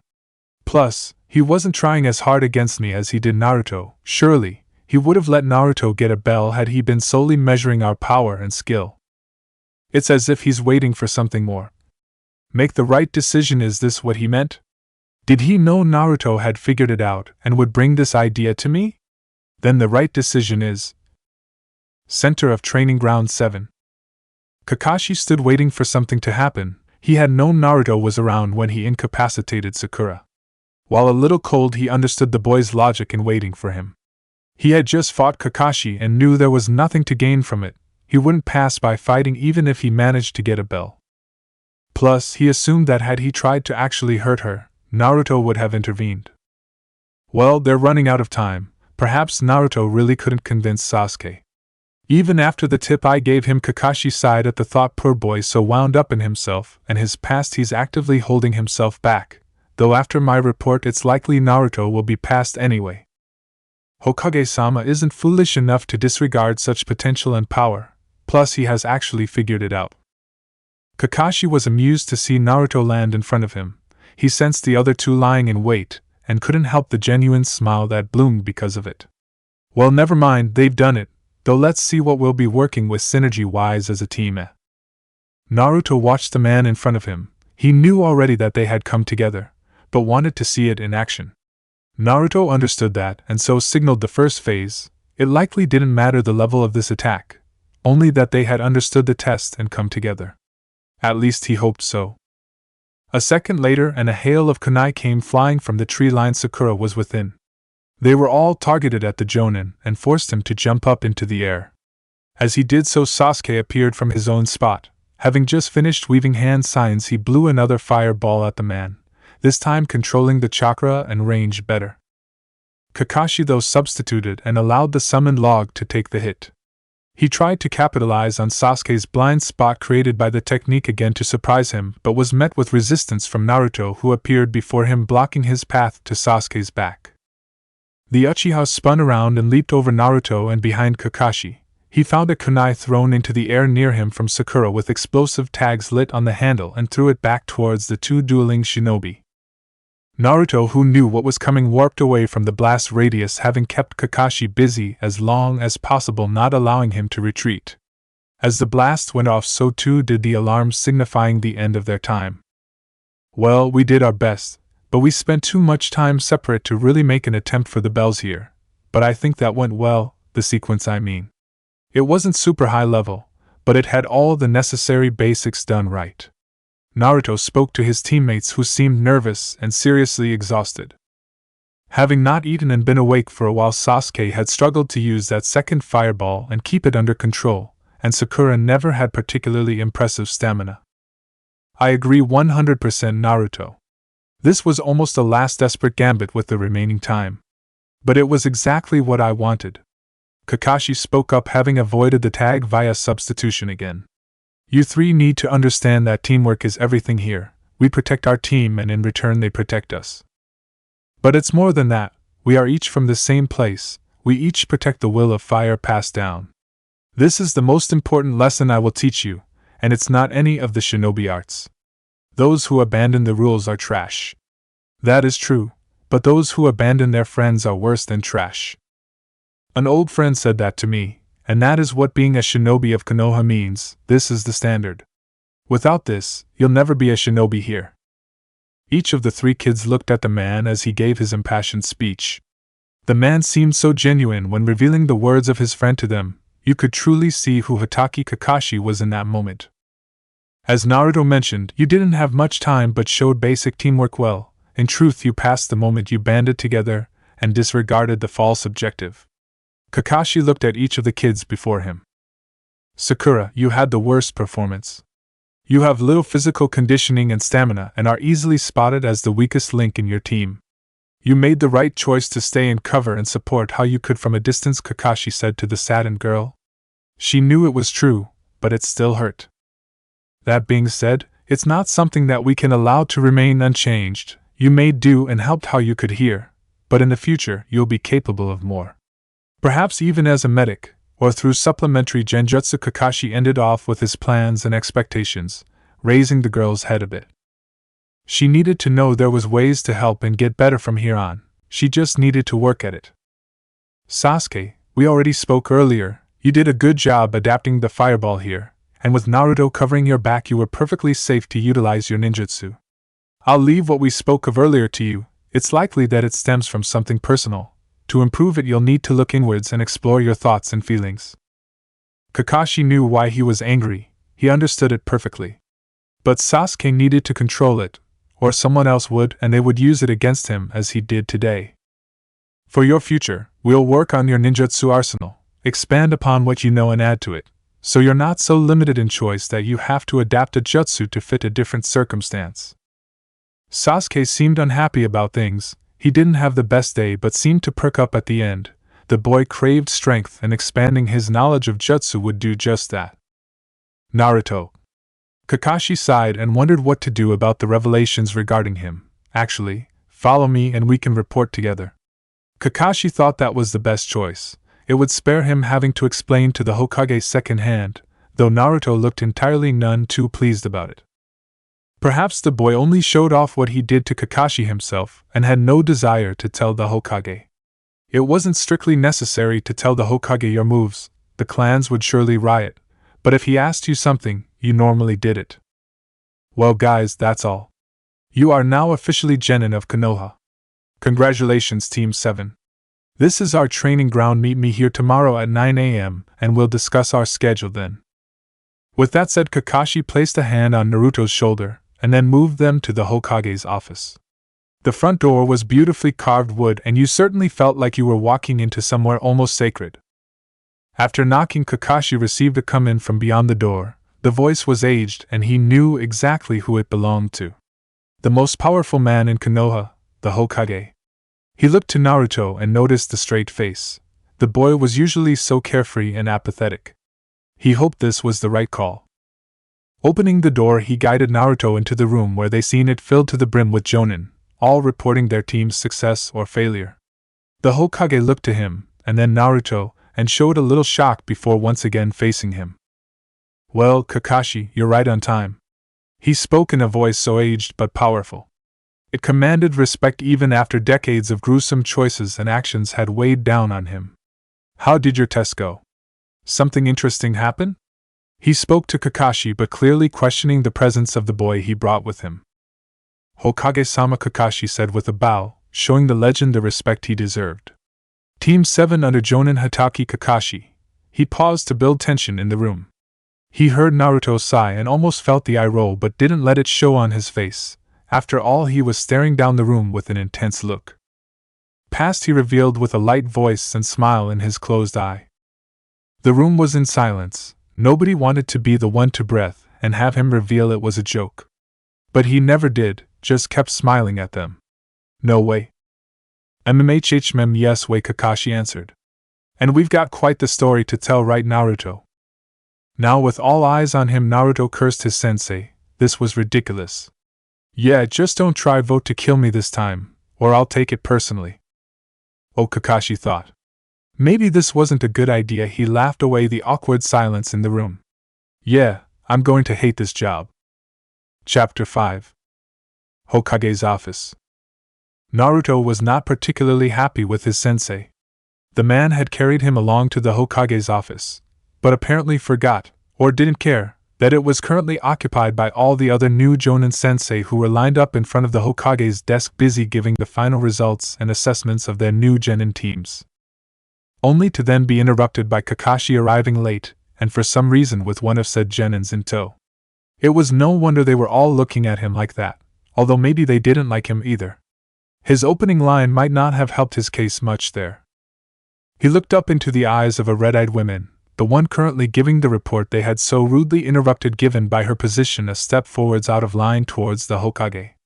She was looking back at them clearly annoyed, and his presence didn't seem to help. Though when she looked to him specifically and she caught his line of sight, the woman appeared to flinch very subtly, almost imperceptible, but she done so nevertheless. Not caring for her apparent issues meeting his eyes, Naruto instead studied the woman's chakra, and determined she was weak. At least in most areas anyway. He could see the size of her chakra, like a shroud surrounding her body, the size and opacity directly related to the chakra's amount and density. The larger the shroud, the larger the capacity, and the higher the opacity, the denser the chakra. This woman's shroud was comparatively small for a jonin. It was undeniably unimpressive, and it was still comfortably see-through, meaning it was not very dense. However, there was one specific aspect that seemed impressive when Naruto looked a little deeper than the surface. The makeup of her chakra was highly imbalanced, drastically favoring the yin side of things, and leaving the yang in the dust. Chakra consisted of two separate but equal energies. Yin and yang, the spiritual and physical. Yin chakra was trained through meditation and improving one's mind and feelings. Yang chakra was trained through physical activity, improving the body's strength and stamina. Together both spiritual and physical energies formed chakra. Her chakra was suited to the more spiritual side of techniques. She was likely smart and introspective. She was clearly a genjutsu user. People who were ninjutsu specialists had vastly denser chakra as well as favoring yang as it provided the power. Kakashi was like that. He had a large shroud which was hard to see through, proving its density, and yang chakra flowed in abundance within his system, though his transplanted eye actually added to the yin in his chakra, meaning it was still at impressive levels. This was all irrelevant to current events though, not that it actually mattered. All those deductions and thoughts occurred in how Naruto perceived time. For him, the minute-long detailed breakdown only occurred within a second to the outside world. Such was the power of the six eyes. He didn't slow time per se, only he was able to think, perceive, deduce and consciously exist so much faster than everyone else. The six eyes were surely his greatest gift. The Mukujin was an incredible ability. Being able to manipulate space in many different ways, it opened up endless possibilities for offense and defense, but it could only reach its full potential when partnered with the eyes to support it. The six eyes granted Naruto with vast perception and immense brain processing power, allowing them to precisely manipulate the sophisticated powers of the limitless down to an atomic level. Each of the limitless techniques requires this type of complex chakra manipulation, making the pairing of the six eyes crucial to utilizing the limitless to its maximum potential. Though Naruto tried hard not to over-rely on them, he found that the more he burdened them, the quicker he tired. The six eyes manage and utilize chakra extremely efficiently, to the extent that when Naruto uses a chakra technique, the expenditure is so close to zero it's practically impossible to ever truly reach chakra exhaustion. But the eyes themselves use chakra to do so, meaning the more he relies on them to manage his chakra and help control and utilize his limitless techniques properly, the more strain he puts on them and himself. His greatest gift burdened him with his only true weakness. In truth, the only weakness of the six eyes is their immense power. They perceive so much in such extremely high detail that it can become too much to focus on. Eventually I'll likely have to cover them to limit the information they process. Though I need them to use the basic limitless techniques currently. As I improve, I'll be able to use those without assistance, then only the advanced techniques will require them to be uncovered, assuming I ever manage to learn them anyway. For Kurenai, the second she made eye contact with the boy at Kakashi's side, she became entranced by the beauty of his eyes. She couldn't look away, but rather quickly they changed. Nothing physically changed in their appearance, but the feeling was so different. Rather than entrapped by beauty, she was now horrified by their aura. She felt like she was falling into them, being pulled into a never-ending spiraled abyss. She was scared, actually frightened at these eyes which felt like they were hovering over her shoulder, watching everything and digging deep into her body. They were shaking her to her core, but thankfully the seemingly never-ending second was over when he looked away towards the Hokage behind her. She was breathing heavy and actually sweating. He had done nothing but glance at her for a second, and this is what she was reduced to. What a horrible experience that was. What a demon. She hated that thought, but honestly, she now truly understood why people thought those eyes had such horrific origins. Naruto completely ignored the Jonin, who was apparently having something of a panic attack. Perhaps I'm actually quite ugly, to inspire such a reaction from a beautiful woman. Naruto smiled at the ludicrous thought. He briefly looked to the Hokage. The old man was ridiculous. Never before had Naruto seen such chakra. In both size and density he was unmatched. And yet there was still so much potential to be explored, so much these people just couldn't see or feel, sitting beyond their grasp, leaving the next stage forever out of their reach. The man seemed worried for his Jonin, and gave him a speculative look before returning his attention to Kakashi, who was only looking more uncomfortable now than he had been. Serves him right, stupid eye patch. Though that might not be a terrible idea, my headband would help block the overstimulation. Oh well, it's not necessary now, but for the future. Naruto considered the idea to lighten the burden he felt, but dropped it for now, instead focusing on how Kakashi was going to handle this. The man likely hadn't considered this idea much beyond bringing him here. Naruto smirked at his sensei. He would enjoy watching along as Kakashi attempted to resolve this. It would likely go up in flames and Naruto would be there to laugh at the man when it did. Not out of malice, of course, that would be cruel. Simply out of joy at seeing Kakashi mess up so badly. Well, not totally out of malice at least, just a little bit. Well, Kakashi, what has happened for such an unprecedented situation to occur at this report? I'm sure you were aware of the time frame for this, yes? Naruto heard the Hokage ask. Surely something so important should be given center stage. Come, make your report, my boy. Kakashi already hated this job, and Naruto not so discreetly laughing at him wasn't helping things. The blonde looked like he wanted to point and make fun of him but was oh so admirably holding back. TCH, stupid kid, he's just mad I threw him earlier. Kakashi cleared his throat to ease himself into the uncomfortable situation. Hokage-sama, I have completed my test regarding the continuation of Team 7 consisting of Uzumaki Naruto, Uchiha Sasuke and Harino Sakura. I administered the bell test and after its conclusion have chosen to pass the team. Yes, you mentioned that. I'm thrilled you found a group who are able to prove themselves to you. I'm sure you'll make a fine teacher, my boy.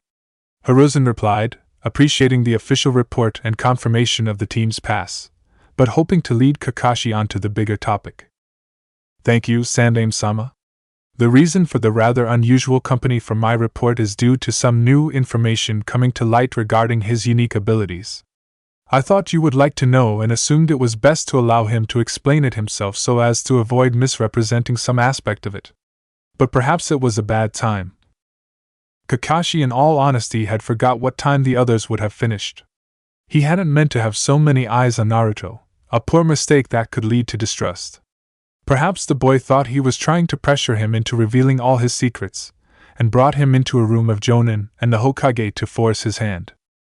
He'd need to talk with him later, but for now he could help allow the blonde to escape with his cards still by his chest. I apologize, Sandaime-sama. Please forgive Naruto's intrusion and consider it my own. It was a lapse of judgment. Please allow him to return home. We have an early start tomorrow. He hoped he hadn't accidentally made the old man curious. He seriously hadn't thought this through. Hiruzen looked at Kakashi for a few moments before taking a draw of his pipe and agreeing to the request. But before Naruto could fully leave, he spoke up to him. Naruto, my boy, I'm glad you're opening up with your team. It is vital they understand your skills and moveset. You don't need to tell them how to perform any techniques, but it's also not good to hide them from your team. It will only cause problems and indecision when you are forced to either reveal something or suffer the consequences. Indecision, even for a second, can kill, maybe not you but a teammate. Hiruzen spoke, having deduced the reason for Kakashi's 180, from hoping to have Naruto explain whatever ability he showed off, to trying to smuggle him out without needing to. He understood Naruto's reservations about discussing his abilities. Naruto had made them painfully clear with his first words in the room. He hadn't forgotten the events following the initial reveal of his eyes, the votes to kill him, as he put it. But he needed the boy to understand that refusing to use those abilities in fear or suspicion of everyone would only cause problems. I will not force you to reveal your powers to me, child, but you should not hesitate to use them to their fullest in the protection of your team and mission. With his peace said, the Hokage allowed Naruto to leave, turning to face Kakashi a few seconds after the door closed. That was indeed a lapse in judgment, Kakashi. I understand your wish to open him up, especially if he showed something new, which I assume he did. But he is not trusting of my position and those close to me. And unfortunately, your unforeseen punctuality coincidentally coincided with our scheduled report. Usually you're booked in 3 hours later than your peers. Apologies, Hokage-sama. I got ahead of myself. It's just he may be far more talented than we had previously estimated. The Jonin was thankful that went smoothly. He could make the standard report without worrying about prying ears and eyes. Indeed. While on the subject of his talent, are you okay, Kurenai dear? You seemed a little faint for a second there. Hiruzen was intrigued as to what happened. He almost thought it to be a genjutsu effect, but there had been no chakra used in that moment. It appears she had just experienced a panic attack. Kurenai looked down, ashamed of her actions in front of her leader. To think he trusted me with leading a team of graduates, and I can't even hold eye contact with a boy. She thought bitterly. She had never considered herself to be weak-willed. She proudly accepted her reputation as being cold, brought about by her policy on men attempting to hit on her. She was proud to think herself someone who did the title of kunoichi proud and reversed the stereotypes that they were not as capable as male shinobi. The very same way Senju Tsunade had proven her naysayers wrong during the Second Great War. But apparently she had become arrogant or too comfortable in that belief. Straightening herself, she responded, "I'm fine, thank you, Hokage-sama. It's just the first time I've truly seen his eyes. They were more intense than I was expecting. Forgive me, it won't happen again." She had previously believed a rumor that the boy had been faking them, that he was just seeking attention. Truly, how far she had fallen, to allow rumors spread by biased civilians to impact on her perception of a subject. Hiruzen continued looking to her for a moment before smiling and accepting the answer with a nod. "Yes, they can be quite uncomfortable indeed. I've even experienced it myself." "Certainly, fascinating though. The Kekkai Genkai we see today in clans such as the Uchiha or Hyuga are hundreds if not perhaps thousands of years old. They all have their origins in what we believe to be the founding of shinobi, even if we don't know the exact details of their creation or evolution. For a seemingly brand new one to appear as Naruto-kun's has is incredible. The professor was a man of much knowledge, it's the basis for his remarkable strength. He could see a jutsu performed once, and deduce its components well enough to use it himself, so to be presented with such a question he had no answer to was as unlikely as it was exciting. Kakashi though wondered whether he should add on to that. "Naruto told me that he has two totally separate hereditary abilities. The limitless ability he briefly spoke of seems to be responsible for his combat prowess, at least in terms of true power. The 6 eyes almost seem supplementary to this new ability. They act as the foundation that allows him to build his skills, to use them to their fullest. If he had a child, would they inherit both? If not, would they be capable of truly using one without the other in an exceptional way?" Kakashi had a lot to think about. But Naruto said he'd tell him anyway. He would trust his new student to use these abilities to keep his teammates safe. If he'd done that, Kakashi could truly ask for no more. With the unexpected situation now resolved, Hiruzen could continue with the original reason for this gathering. He grabbed his pipe and began to address his jonin. "So, it's all settled then." The room turned their attention back to the Hokage and waited for him to finish his pipe before continuing.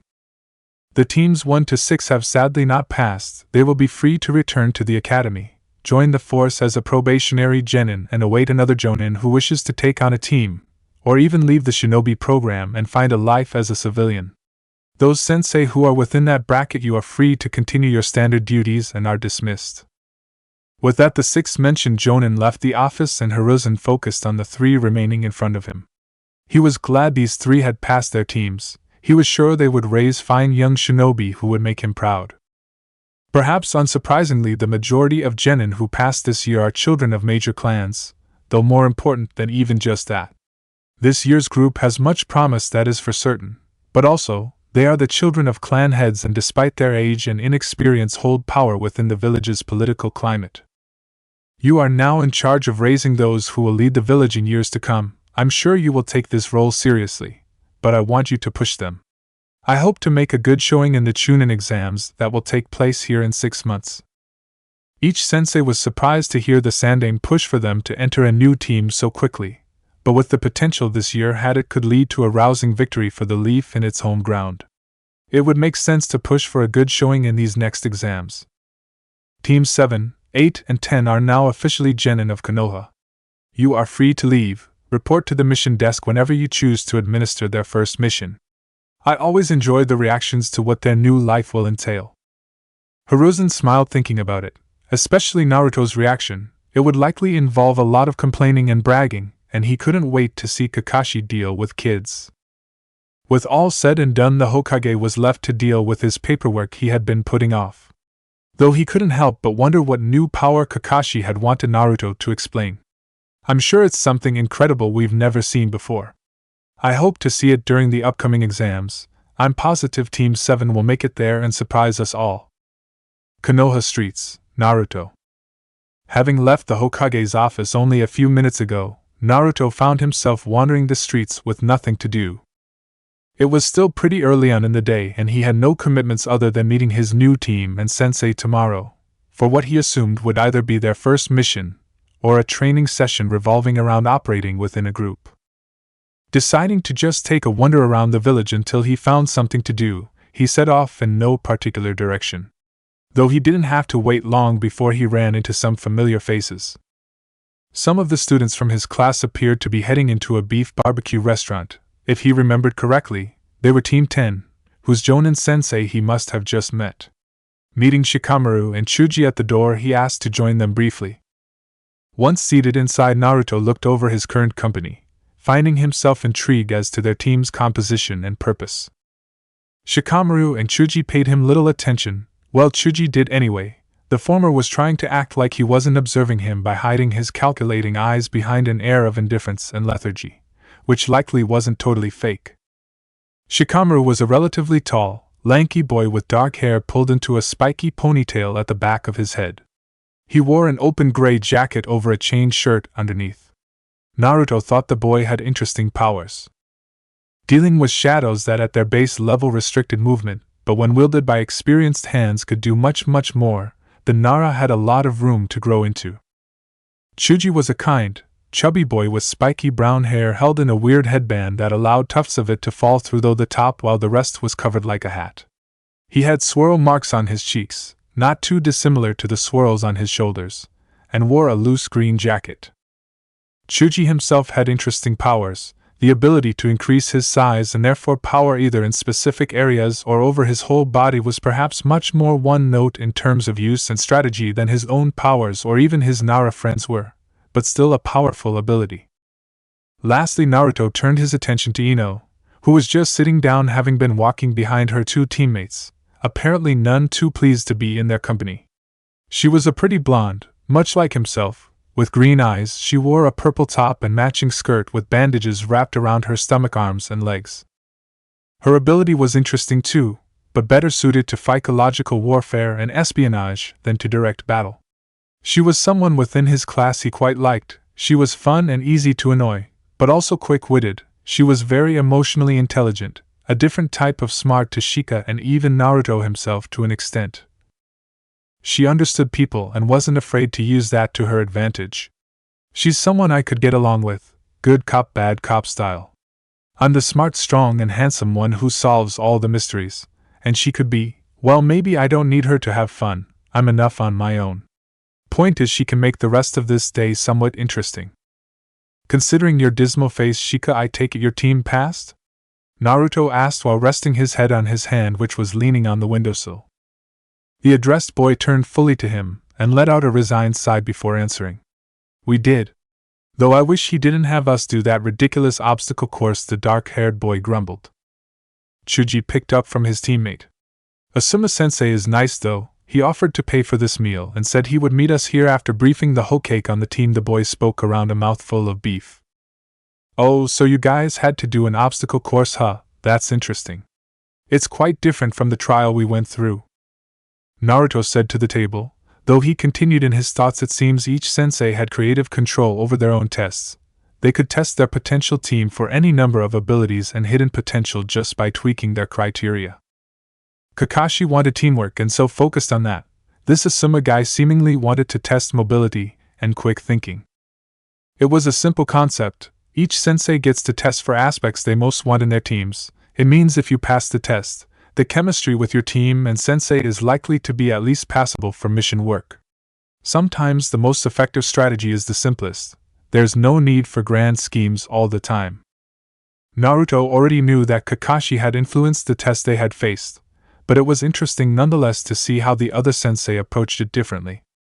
For the first time since he arrived, Ino spoke up, breaking him from his thoughts. Different? Well, whatever, I just can't wait to go on some missions. Maybe we'll get to save a handsome prince, with dark hair and nice eyes. He'll fall madly in love with my beauty and… Though she had started off talking to Naruto, she quickly lost interest and fell into her love story. Naruto only laughed at the girl, which drew her ire. What she spat, can't a girl dream without being laughed at? She cast a glare at Shikamaru, who, although didn't laugh as brazenly as Naruto had, did let out a quiet troublesome. It's not that, Ino. I don't think we're going to be doing anything like that for a while. The Nara supplied to distract Ino from his use of that word again. Though what he just said did catch Naruto's attention. Oh? Now that is an interesting idea, my lazy friend. Why do you think that? Naruto gave a smirk but only leaned further back into his hand and closed his eyes. Had he not been the one to ask the question, you would assume he was as uninterested as the Nara. Giving a sigh at having to talk so much and to someone as troublesome as Naruto, Shikamaru continued, "It's just not logical. Sure, we're now officially genin and have a registered team, but we haven't had any time to train. It would be too risky to send naive and untested shinobi on missions that the village relies on for money. Firstly, it risks the village's reputation if they fail, and secondly, it risks future assets to the village. Losing a shinobi is a big hit, not only for profit but strong or upcoming shinobi serve as a deterrent of war. If Asuma-sensei or one of us were to get seriously hurt or killed because we weren't up to scratch, the village has a lot to lose both presently and in our potential future contributions." Finally finishing his speech, Shikamaru found himself leaning forward facing Naruto. His two teammates had been stunned into brief silence, having never considered the implications of missions and their outcomes too deeply. But while he registered their looks and voices now whispering behind him, he was focused on the boy sitting casually opposite him. Naruto was someone he couldn't figure out. The boy acted so stupid, but there were flashes. Flashes of something far more serious and far more sinister hiding behind those eyes of his. Shikamaru wasn't totally convinced that Uzumaki Naruto was a good person. It felt like an act, but to what end? He watched and waited for the reaction of the boy opposite him. He was sure to get a quick look at least, at what lay beyond what Naruto allowed others to see. Naruto sat forward slowly and remained still for a second, but it felt like an hour to him. The tension was getting palpable, his hands beginning to sweat as he rubbed and fumbled with them. Then, man. You're totally right. Naruto shot up abruptly, looking panicked, eyes wide and hand running through his hair. I can't believe I thought we would finally do something cool, he complained. He let out a sigh, looking for all the world like someone told him his pet just died. Well, I'll see you guys some other time, he said, leaving with a rain cloud over his head and dragging his heels out the door. After a small disbelieving silence, Ino spoke once more. Sigh, what an idiot. I can't believe that guy is so strong. He's so immature, honestly. I thought he was going to say something interesting, Ino grumbled behind the Nara, as she pouted her lips and kicked her feet together. Well, Naruto has always been a bit unpredictable, the ever-kind Chuji spoke, while once more reaching for some beef. Shikamaru, though, couldn't help but feel nervous. He had also thought Naruto was actually going to answer his speech with a serious response. He had been pulled in by his body language and presence, and was fully expecting anything but what Naruto had actually said. That had to be intentional. Was Naruto messing with him? Did he just go through all that to annoy him? Or was he actually looking to gain something? And if he left, did he gain whatever it was he was looking for? Resting back against the chair, the intelligent Nara watched Naruto wander away from the window. The blonde boy was still walking like someone shot him, bawling his eyes out and annoying the people nearby who looked as frustrated as he felt. With that, a ringing noise brought his attention behind him and to the door, where Asuma was entering with a smile. Man, this day cannot get any more troublesome, he thought with a mental sigh. Naruto, however, was having a blast, walking up to people and pretending to cry on their clothes and even blowing his nose on a man's sleeve. Having made enough of a scene, he stood up properly, gave the passing people a wink and smiled before disappearing, leaving only his joyous laughter behind. After all, he had a big day tomorrow. Well, Shika sure is a smart kid, a little boring, but we can't all be perfect. Naruto considered the words the Nara had said. He had been sure there was more to come from his sensei and had come to a similar conclusion to his shadowy friend. It was unlikely that such green behind the ears shinobi would be given anything of relevance to do. They would contribute in other far less exciting ways. He liked the Nara, though, smart, cautious and perceptive. A little too easy to deceive, but he would only get better with experience. Arriving inside his apartment after successfully wasting a little bit of the day, he sat by his desk and waited for the day to end.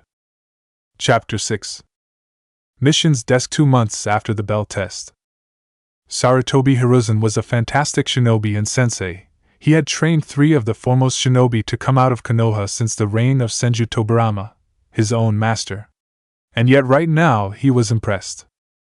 Naruto, we're in the presence of the Hokage. At least try to pretend like you give a shit.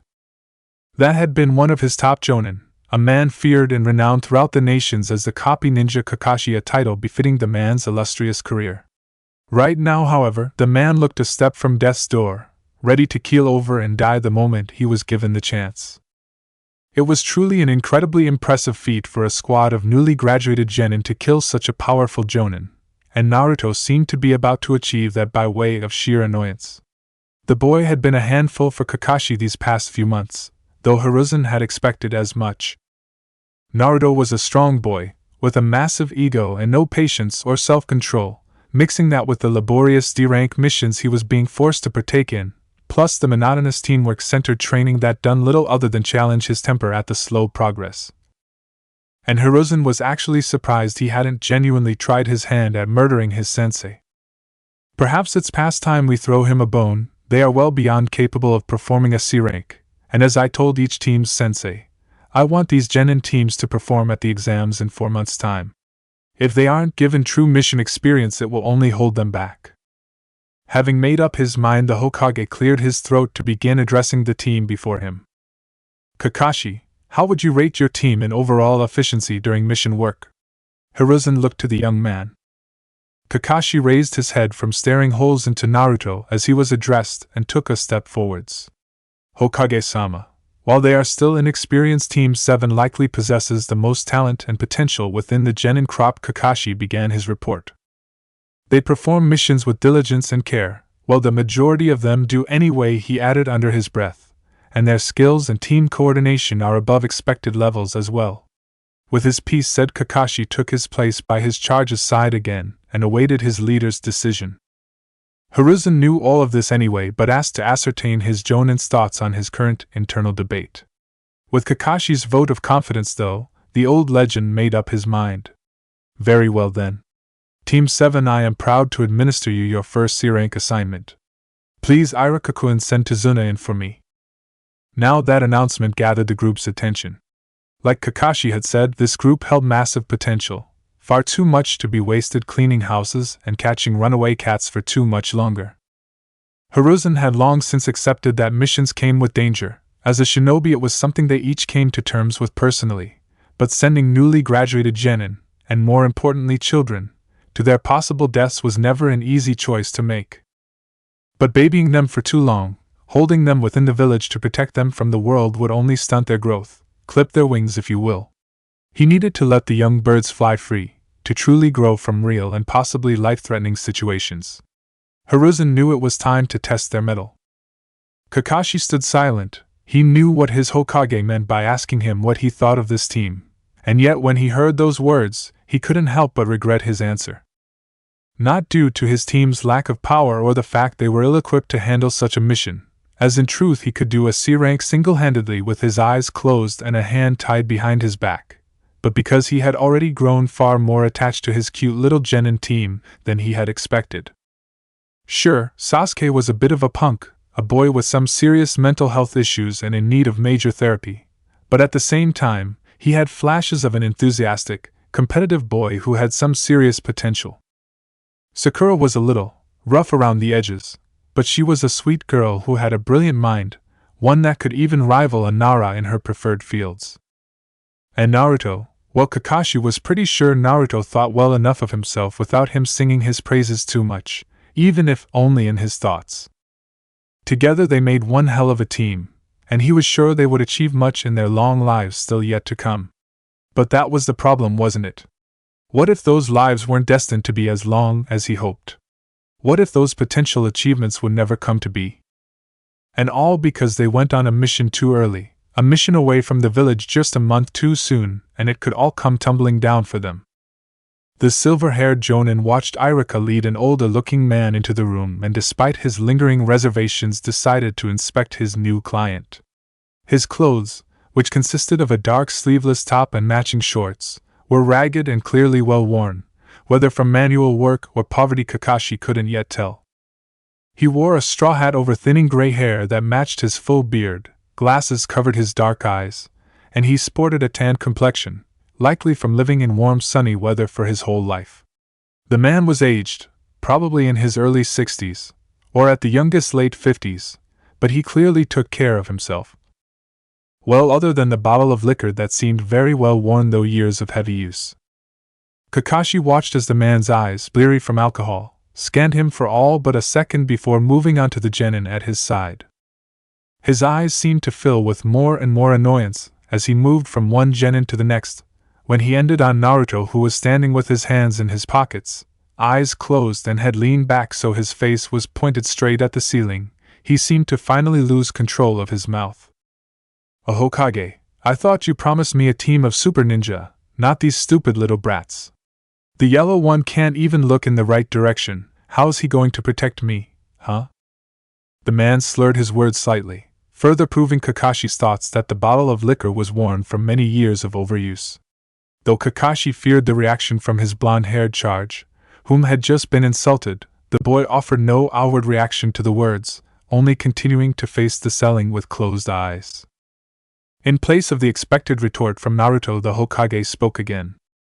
"Well, Tazuna-san, if you are unhappy with the provided team, we can swap them for another, although in all honesty this team of genin along with their Jonin sensei are extremely talented, and you're unlikely to receive anyone superior," Hiruzen informed him. "If you want a team of more experienced shinobi, you would need to pay for a higher mission level, as C-rank missions like this, with little to no expected combat with bandits or issues, are run by these team formats." Kakashi noticed a man shrink in on himself as the Hokage broke him down, and noticed the uncertain and weary glances he made between him and his team. But he really perked up when he noticed the fear and panic cross the man's face when the issue of mission rankings, pay, and combat were mentioned.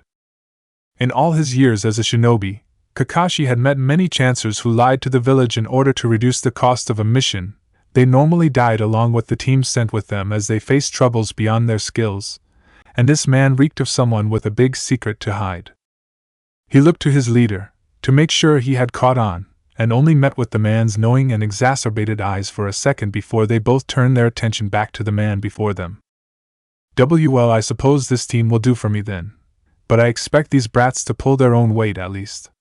Tazuna finished lamely, trying and failing, at least to Kakashi's experienced senses, to appear calm and offering a begrudging acceptance, as if he was doing them a favor by allowing them to accompany him. The Hokage favored the man with a polite and aged smile before speaking. "Fantastic. Then Kakashi, Tazuna-san is now in your care, and Team 7 good luck on your first C-rank mission." "Wait first," was all Tazuna managed to say before he was led out of the room by Iruka. "All right team, meet me at the south gate in 15 minutes, prepare as you were instructed at the academy. Remember, we want to carry light while still being fully prepared and equipped. I'll meet you there." The team soon left to prepare for the unexpected mission. Kakashi thought they seemed confident, a little nervous but not scared, which was good. Naruto left without changing from how he'd stood in the room, seeming completely unbothered. Now though, with the company of only the Hokage and the hidden ANBU, he could get to the important issue at hand. "Hokage-sama, if you don't mind my asking, why are we allowing this man's charade to continue? It's obvious this mission is not as it seems." Kakashi spoke to his leader. Kakashi, my boy, what does the Leaf Village believe in above all else within its shinobi core? What have I tried to instill into every youngster rising through our academies, even above mission parameters and guides?" Hiruzen questioned. "The will of fire, sir," was the immediate response. "Exactly. The belief that we as a people are stronger together, that it is not the bricks or paths or even the trees that make up the Leaf Village but its people. We are the village hidden in the leaves, not this place where we happen to have built upon. The belief that the people of this village will always have your back, and although not everyone subscribes to this idea, I believe in it. But it extends beyond just our people, it applies to anyone who seeks our aid. To be honest with you, Kakashi, we know what is happening in the wave right now," Hiruzen revealed. "There is a man there who goes by Gojo. He has taken over the country by essentially forcing a monopoly over their business and industry. He has taken the whole country captive in order to plunder it to its last piece of worth. You and your team are going along with Tazuna, but there are other, more secretive shinobi going to deal with Gojo. So, my team is a diversion? To be seen as Tazuna's protectors by this Gojo, and to draw his attention and allow the others to sneak in?" Kakashi finished. "Yes, essentially, you will complete your mission and they will complete theirs, but they are not an aspect of the Leaf we want to be associated with, as you well know, my boy, so your team is more than a simple distraction. you are putting our best foot forwards, selflessly saving a man and his country for no gain whatsoever despite their lies. Showing our up and coming stars and becoming heroes. Quite the fairy tale story for a first big mission, wouldn't you say? Yet you speak of helping others based in the belief of the will of fire? From our own goodness and not for any gain? Is that not hypocritical, sir?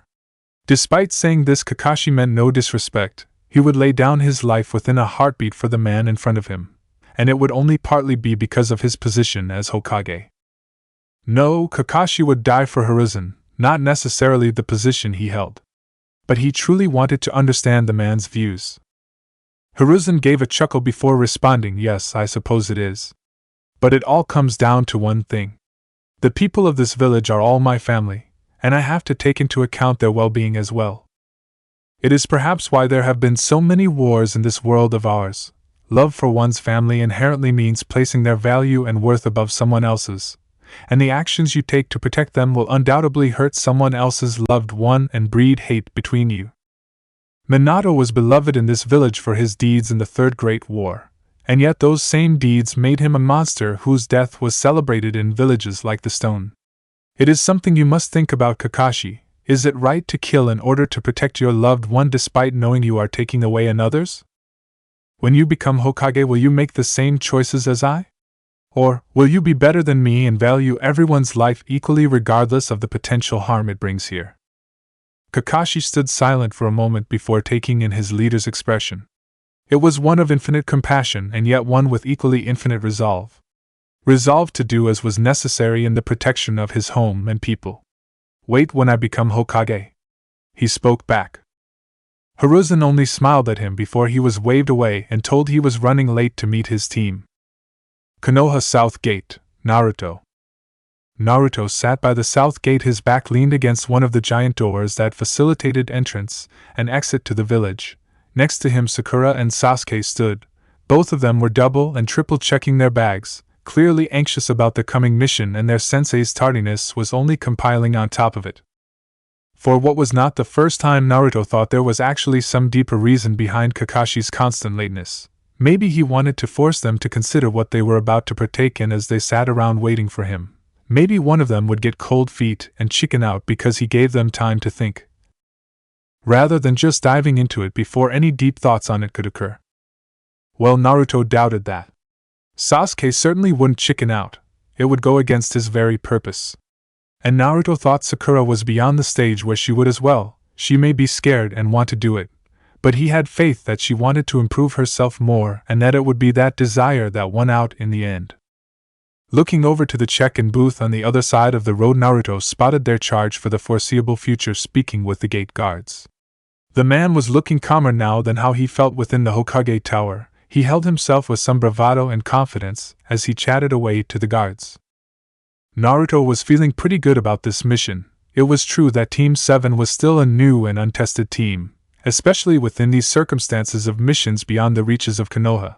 But he thought it was time they started really pushing themselves. He had been feeling somewhat stagnant for years now. Most of his power came by way of learning and mastering both the 6 eyes and limitless bloodlines he was blessed with. The problem being the insane complexity in both understanding the techniques and the complex chakra manipulation required to use them. His most recent progress was the ability to use the reverse technique called Red, that he used against Kakashi. It involved reversing the flow of chakra and in turn creating the opposite effect of his technique Blue. But using reverse chakra techniques was no easy feat, and his application of it was so far limited to utilizing Red, and even then, the output and effect of the ability were severely nerfed from what it had the potential to do. He needed to continue to grow. He was beginning to grow frustrated at his inability to master the reverse application of chakra in a sizable way. It was a new and novel experience for him, and he decided he didn't like it one bit. Looking away from Tazuna just before the man turned his head, perhaps feeling the unsettling feeling many had when he looked at them, Naruto smiled slightly as he faced the never-ending expanse of the world beyond his home village. Whatever happened in this mission, Naruto swore he would make the most of it. It was high time he really kicked it into gear and began moving forwards and exploring his potential, and this mission would be the perfect first step. Chapter 7. Konoha South Gate, Naruto. With Kakashi having finally arrived, Team 7 was set to head off on their first journey beyond the Leaf Village walls. They were to embark on a C-rank mission to escort Tazuna, a bridge builder from Nami no Kuni, the land of waves, back to his home, protecting him from any run-of-the-mill bandits he may encounter along his path, and supporting him until the completion of his bridge construction. At least that was the mission as viewed from the surface. But when one looked underneath, there was more brewing than a simple escort mission. After Kakashi's arrival, the somewhat confident and relaxed mood that had previously settled over both the team and their charge had evaporated. Tempers and nerves were now running high for most of the group, though for different reasons. Naruto first looked to his fellow genin team and classmates. They appeared nervous, if the constant twitching of their hands and repositioning of their feet was anything to go by. Sakura was more obvious, the fear and apprehension plain to see on her face as well as in her body language. She had improved as much as one can in a few months of basic training, nothing new with her individual skills, but more polished movement and other basics along with the team exercises drilled into them. She had done well to apply herself properly to physical training, likely for the first time in her life, as her preferred field always was the theoretical side of shinobi life, though she still complained about it constantly. Sasuke was much better at hiding his nerves, the only giveaways being his clenched teeth, jumpy eyes that moved from one thing to the next like he was already scanning his surroundings for enemies, and his generally more tense and rigid posture than was usual for him. But what both of them had in common, though more evident and stronger in Sasuke, was the fire burning in their eyes, the determination and excitement to go on a mission of this magnitude and further themselves. Naruto would consider that more than enough for them to be qualified for this mission, should it go as planned. Tazuna, though showing the same signs of nervousness as his teammates, was doing so for much different reasons Naruto was still working out, but thought he had the general gist of. Basically, he's full of shit, Naruto thought to himself. From the worry about our team's strength when he first met and saw us, to even requesting a new squad with stronger shinobi, he's worried about more than generic run-of-the-mill bandits he may not even encounter. No, there's something or someone specific he has in mind that might be targeting him. Continuing to consider this, Naruto decided that there was nothing that needed to be done. He could allow this to play out as the Hokage and his sensei had likely planned, though he was unsure exactly as to what that plan would entail. Speaking of his sensei, the man had arrived a few minutes ago and was in the process of signing them out of the village. Appearing to have finished with that, he began making his way back over to them. Kakashi gave nothing away. He walked with the exact same ease as always. His face, already mostly covered, gave even less away, as his only open eye was shut in a smile as he approached. Okay, is everyone ready to go? Remember, once we set off, we won't be back until this mission is complete, so make sure you're ready, Kakashi said after gathering the group together. With everyone confirming their preparedness and Tazuna antsy to get a move on, the group departed the Leaf, moving under the large gates and walls of the village and out into the endless sea of trees surrounding them. Getting into a standard formation with Naruto standing in front, Sakura on the left side, Sasuke on the right side and Kakashi at the back, they surrounded Tazuna, leaving him to walk in the middle of their formation, and began walking along the path leading away from their home at a sedate pace. Having a civilian within the group meant that they would have to travel at civilian speeds, which meant days filled with nothing but walking awaited them. After a few hours of walking in uncomfortable silence, at least it was uncomfortable for her, Sakura spoke up to ask their client a question. Excuse me, Mr. Tazuna? The man grunted, barely turned his head to her, and paused his flask at his lips for merely a second before taking his swig as intended. What? He asked with blatant annoyance at the girl laced within his drunk and slurred voice. Well, I was just wondering what the land of waves is like. I read that it's a large trading hub, especially with shipping goods. If you've hired foreign shinobi, that must mean that you don't have your own, right? Sakura asked after a brief moment of hesitation from his clear frustration at being spoken to. Tazuna almost seemed to flinch briefly as she mentioned their shipping industry, which Naruto noticed and filed away. Kakashi appeared to be ignoring them, off in his own little world reading a book, but Naruto assumed he was listening intently as well. Well, you sure know your stuff, girly, haha, the bridge builder stuttered. Wave was, Is a beautiful place just off the coast of Hai no Kuni, the land of fire. It's far too small to have its own shinobi village, and the people there aren't so trusting of you shinobi folks anyway, he answered. Sakura looked shocked by that revelation. Why wouldn't they trust us? She asked back. The bridge builder finally stopped drinking and set his flask away into his bag to answer the girl. Well, for a small civilian town who deals in trade, having you shinobi mulling around throwing those dangerous abilities about without care for collateral makes people nervous. The abilities shinobi have may seem to be the norm for you, who's grown up cozy in a big shinobi village like Konoha, but they are well beyond supernatural to your average working folk in Wave. Powers like that are seen as unnatural just because they are so rare out with shinobi settlements. The answer from Tazuna was an interesting one, though it seemed to upset Sakura more than satiate her curiosity. Naruto, though, understood, his abilities would already be considered incredibly strong in any of the shinobi villages, but in a small out-of-the-way village like Tazuna's home? They would be enough for him to rule them as some kind of deity. To live your life knowing there were people with powers beyond your wildest imagination out there, and that one day they might set their sights on you would make anyone nervous. Tazuna continued his speech to Sakura, explaining how the Wave citizens lived their lives, fending for their own, and how being reliant on the sea and shipping had left them somewhat cut off from the mainland both literally and in terms of news and communication. But as he spoke, Naruto was only now half paying attention to the man's words. Instead, his focus was on a seemingly nondescript puddle along their path. And that's partly why I'm building this bridge. The people of Wave have been too cut off from society. We need this connection to the mainland so we aren't so dependent on shipping trade. Tazuna was getting worked up as he spoke, but as he finished he seemed to shut in on himself, briefly glancing to the jonin among them as if to make sure the man hadn't heard what he just said. Though instead of getting the confirmation he was after, he was met with the sight of the man charged with his protection being shredded into two pieces as two people appeared at either side of him with a spiked chain connecting their hands.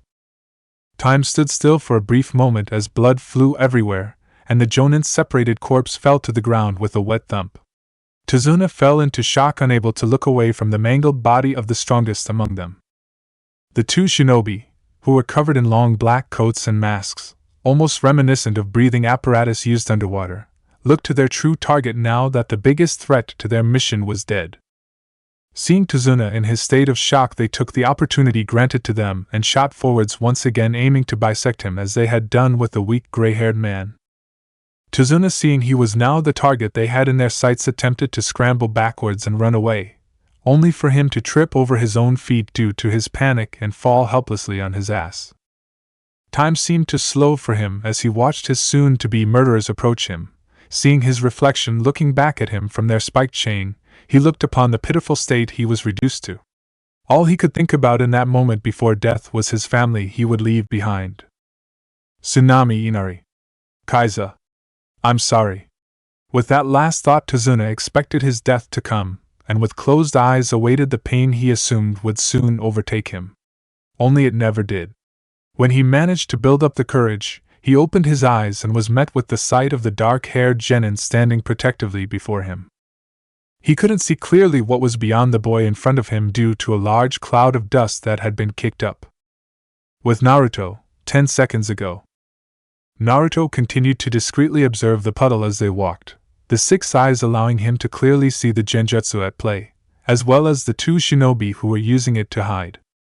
Looking over his shoulder under the guise of listening more closely to what the bridge builder was saying, he looked to his sensei, knowing the man would have spotted it as well. Kakashi only looked over the top of his book, smiled, and using the hand stuffed in his pocket made the gesture to hold back, knowing that the six eyes Naruto possessed would allow him to see the gesture despite the fabric blocking it from everyone else's view. With instructions from his sensei, Naruto allowed the events to play out without interfering. Even when he watched Kakashi be torn to shreds, he didn't panic. Instead, he waited. When the two mysterious shinobi attackers looked for their next target and settled on Tazuna, he didn't act. When he watched them begin to charge forwards from their position, near his sensei's corpse, and ready their weapon to kill his charge who had fallen over trying to escape, he remained still. Only when he seen Sasuke flash in front of Tazuna, kunai at the ready to fend off the attackers, did Naruto act. Charging forwards faster than even any of the surrounding shinobi could see, he delivered an axe kick to the center of the chain connecting the two adversaries, activating the neutral application of Limitless around his leg while doing so. The force of the kick pinned the chain into the ground and kicked up a large cloud of dust as his foot met the ground.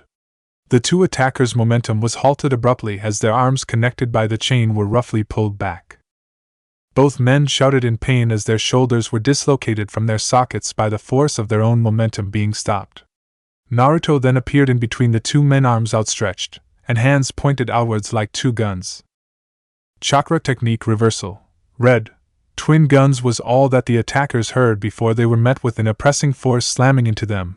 The force pushed them apart, snapping the chain connecting them and sending them flying out either side of the cloud of dust. Their flight was only halted when their backs hit into the trees which surrounded the path on both sides with bone-crushing force.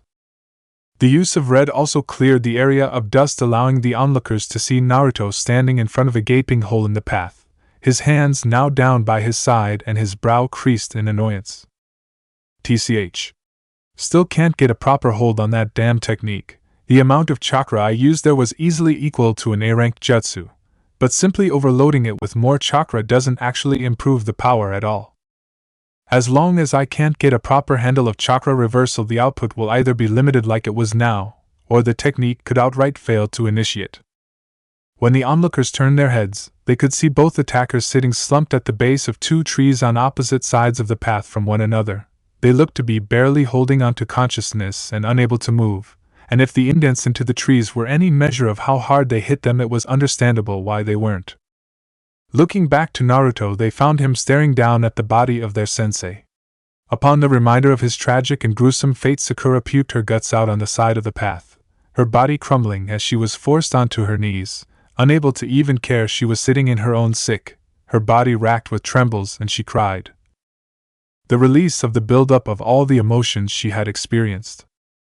She had turned when she heard something behind her, and so was spared the sight of Kakashi being bisected, but the sight of his body lying in half on the ground was just as sickening. Only to then be unable to do anything as her sensei's murderers charged at the man she was to protect. She watched as Sasuke took action straight away and hated herself for her weakness being shown in front of him. She felt, at first, some relief that Naruto must have clearly been in a similar position to her, as she hadn't seen him move yet. Only to have that thrown back in her face when it was revealed he had dealt with the situation with no difficulty. Not only was he unaffected by the fear of being attacked, but he appeared unaffected by the death of their sensei. She looked up at Naruto, finally able to tear her eyes away from the bisected body, only to see him looking up into the trees. She followed his line of sight but didn't see anything, until a blur shot through the trees from where they were looking. Sakura felt all hope leave her. Of course there were more shinobi surrounding them. They were likely stronger, and were going to kill them now that Naruto had defeated the other two. But that was not what happened. The figure that landed before Naruto with a hand placed on the boy's shoulder, and an all-too-familiar smile on his face, was her dead sensei. She blinked a few times, unsure if this was an illusion being created from the tears in her eyes or the thumping of her head. But he remained there, his smile now directed at Sasuke. She even faintly heard words come out of his mouth, not that she could understand them over the pounding of her heart, and all the blood rushing through her ears. Lastly, his smile was directed to her, though it faltered and became an apologetic and sad look as the man took in her state. Sakura looked from her very much alive sensei to the dead one laying only feet from her on the ground. Only instead of the horrific sight she knew was there, she was only able to see a log shredded into two pieces. Kakashi brushed past Naruto as the boy looked over his shoulder and also took in the state of his female teammate. He arrived in front of her and knelt down on one knee. She looked up into his eyes and the tears started again, though this time they were joyful ones. She screamed and cried as she lurched forwards, wrapping her arms around him in a desperate hug. SSSCN. She muttered out in between sobs and sniffles. Kakashi only hugged her tighter. I'm sorry, Sakura. I know that must have been horrible to witness, but I promise I did not take such drastic action for no reason. I needed to confirm something of vital importance for this mission. Kakashi spoke with a gentle and comforting voice. Standing up and bringing Sakura to her feet, he allowed her to calm herself, and only when she nodded her head to him did he leave her to stand on her own. Naruto kept his eyes on Sakura as Kakashi took purposeful strides towards Tazuna. He hadn't expected such a strong reaction from her, but he understood. It's one thing to think you have prepared yourself for whatever may happen on a mission, but to actually encounter it, not only on their first mission but also on one where these types of situations should never occur, is a totally separate matter. To have this suddenly thrust onto her, and to be confronted by the idea that she is not safe on missions through the death of someone she considers to be an immovable protector, one who has bested the best they had to offer time and time again, would be overwhelming. But as Kakashi had told her, he had not made that decision and acted out that play for no reason. It was to the benefit of the mission that their attackers believed Kakashi to be dead. After all, once who they consider to be the main threat is out of the picture, their next target is likely to be the true main objective of their attack. Kakashi was simply in the way of observing who they were truly after because of his perceived power and strength as the Jonin. That's why I held off from moving after Kakashi was killed. If I had acted too quickly, they wouldn't have shown us their objective and Kakashi's plan would have been wasted. Plus, allowing Sasuke to come to terms with the dangers and threats on a mission and chose to act in the defense of our employer for himself was important. It would do him no good to come to his rescue and spare him the hardship of making that decision. It would only hold him back, though seeing the look on his face might have been worth it. Naruto thought to himself. Turning his attention to the raven-haired boy, Naruto could practically see the adrenaline pumping through him. Sasuke had done well to react and put himself in a position to defend their client, even after witnessing the death of his sensei, and Kakashi had told him as much when he revealed himself as alive. Naruto could still see the tension in his shoulders. Just because he acted doesn't mean he wasn't scared or nervous, but being able to act in spite of those fears was a massive and essential step for him to take. The two boys made eye contact briefly and gave each other a small nod, both glad for the other's safety, though Sasuke did allow his eyes to linger on the damaged path after Naruto had moved on to looking at their sensei and client. Kakashi approached Tazuna and allowed the fury boiling within to show. Of course, he knew this mission was more than his team originally bargained for. He even already knew the man was lying to them. But that didn't change the fact his team, one barely out of the academy, had just had the misfortune of combating what Kakashi knew were easily Chunin-level shinobi. After seeing the effect it had had on Sakura, Kakashi was seriously angry. But was he actually angry at Tazuna? It was his plan that had scared Sakura so much, and it was his negligence that had his team, who hadn't yet even learned tree climbing with chakra application, out on this mission. Deciding that he would have to make up for that, he knew it was time his team moved on from basic team drill training and began training in earnest. After all, he had already decided that they were worthy long ago. Kage Bunshin no Jutsu. Kakashi created two clones who moved over to each of the opposing shinobi who were now beginning to pull themselves up. The clones vanished quickly into the woods to extract some information. Stopping before Tazuna, who was still sprawled out on his ass, Kakashi crouched before him. So, Mr. Tazuna, I think you've got a lot to tell me. So, it's best you get started quickly and explain why there are Chunin-level shinobi targeting you despite only applying for a C-rank mission. Looking into the eyes of the shinobi before him, Tazuna decided it would be best for his health and well-being to be honest with him, and so after taking a moment to steady himself, he stood from his seat on the ground and prepared to divulge everything. Okay, I understand. You are right, I wasn't honest with you. The truth is, the wave needs this bridge for more than just reconnecting to the mainland. A year or so ago, the people of my village were approached by a wealthy businessman named Gato. He revealed an interest in purchasing some land and setting up business in Wave, using the large shipping industry available there to grow his trade. The rest of Team 7 now gathered around Tazuna as well, and at the name Gato, Sakura perked up. Gato? You mean Gato of Gato Company? Sakura exclaimed. That's right, Tazuna confirmed. Gato is one of the richest men in the world, possibly the richest outside of the daimyo, feudal lords, and royal families. At first, many of the people thought this would be a good idea and readily sold him property. They expected that there would be a boon in traffic through the island from ship crew if trade and shipping were to increase. However, Gato used this small foothold he had garnered to monopolize the land of waves. Tazuna paused, then with a slight tremble in his hand took a drink from his flask. He continued on with his story after composing himself, and taking brief comfort in the alcohol he always carried. He said about isolating the country, firstly by taking control of the seas surrounding Wave.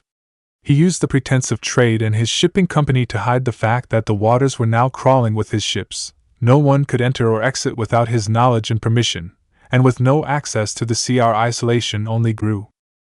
In controlling the sea, Gojo controlled Wave. There was no food unless Gojo provided it, at a cost of course. There was no fresh water, unless it was bought from Gojo Company. There was no medical treatment, unless it was being paid to Gojo. Our entire lives became reliant on him, and with that in his hands he could do as he pleased. Without any link to the outside world, no one knew what was happening in Wave. It was as if it was all taking place behind drawn curtains. Gojo went about setting up ports for trade, using the island as a place to freely stop off and resupply. Usually, ports would charge companies for that, and the surrounding area would make revenue through shops and hotels for the ship's crew that would need rest and provisions. However, with Gojo controlling Wave as he does, he could do it for free. But of course, trade isn't all Gojo deals in. What do you mean by that? Kakashi asked. Naruto assumed he already knew the answer to that but wanted Tazuna to explain it himself. Gojo is known for his wealth and his successful business Gojo Company, but that's only the surface of everything that man deals in. He's a disgusting man who cares only for his own wealth and status. He has aspirations of becoming so influential that he gets invited into the daimyo's courts, where he would be practically untouchable.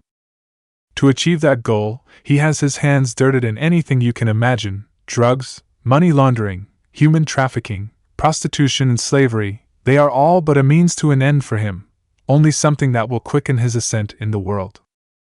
Wave is a suitable base to run his dealings through, not only because of his control over the people but also its geographical advantage of being isolated. He can do as he pleases without fear of being outed for his crimes. The more Naruto listened, the more he was certain the Hokage already knew of the situation in the Land of Waves, Gojo's corrupt dealings and the potential danger he posed if he was looking to expand his sphere of influence into Hai no Kuni. And that he and Kakashi had an overarching plan that went beyond Team 7's mission to simply escort and protect Tazuna. In helping them to establish a connection with the mainland while also defending or liberating them from this Gojo, we also establish a measure of gratitude and build trust. It's likely that the first people they will seek out to trade or do business with in the future will be the home of their saviors. So, we're here to establish good rapport and forward the Leaf's interests through an alliance with the liberated Land of Waves. But in order to successfully complete our mission, Gojo will need to be dealt with. A cancerous tumor like him would only continue to come back and haunt you unless it was completely removed, and if he's posing a threat to Konoha and Hai no Kuni in the future, then getting rid of Gojo looks like we're helping the people of Wave to an outside spectator, but is also of benefit to Konoha. Not bad, old man, not bad. Just as Naruto finished that thought, the two clones of Kakashi returned from the woods, each of them dragging the men who had attacked them back towards the main group, where they unceremoniously dropped them by the feet of Kakashi and Tazuna before poofing out of existence.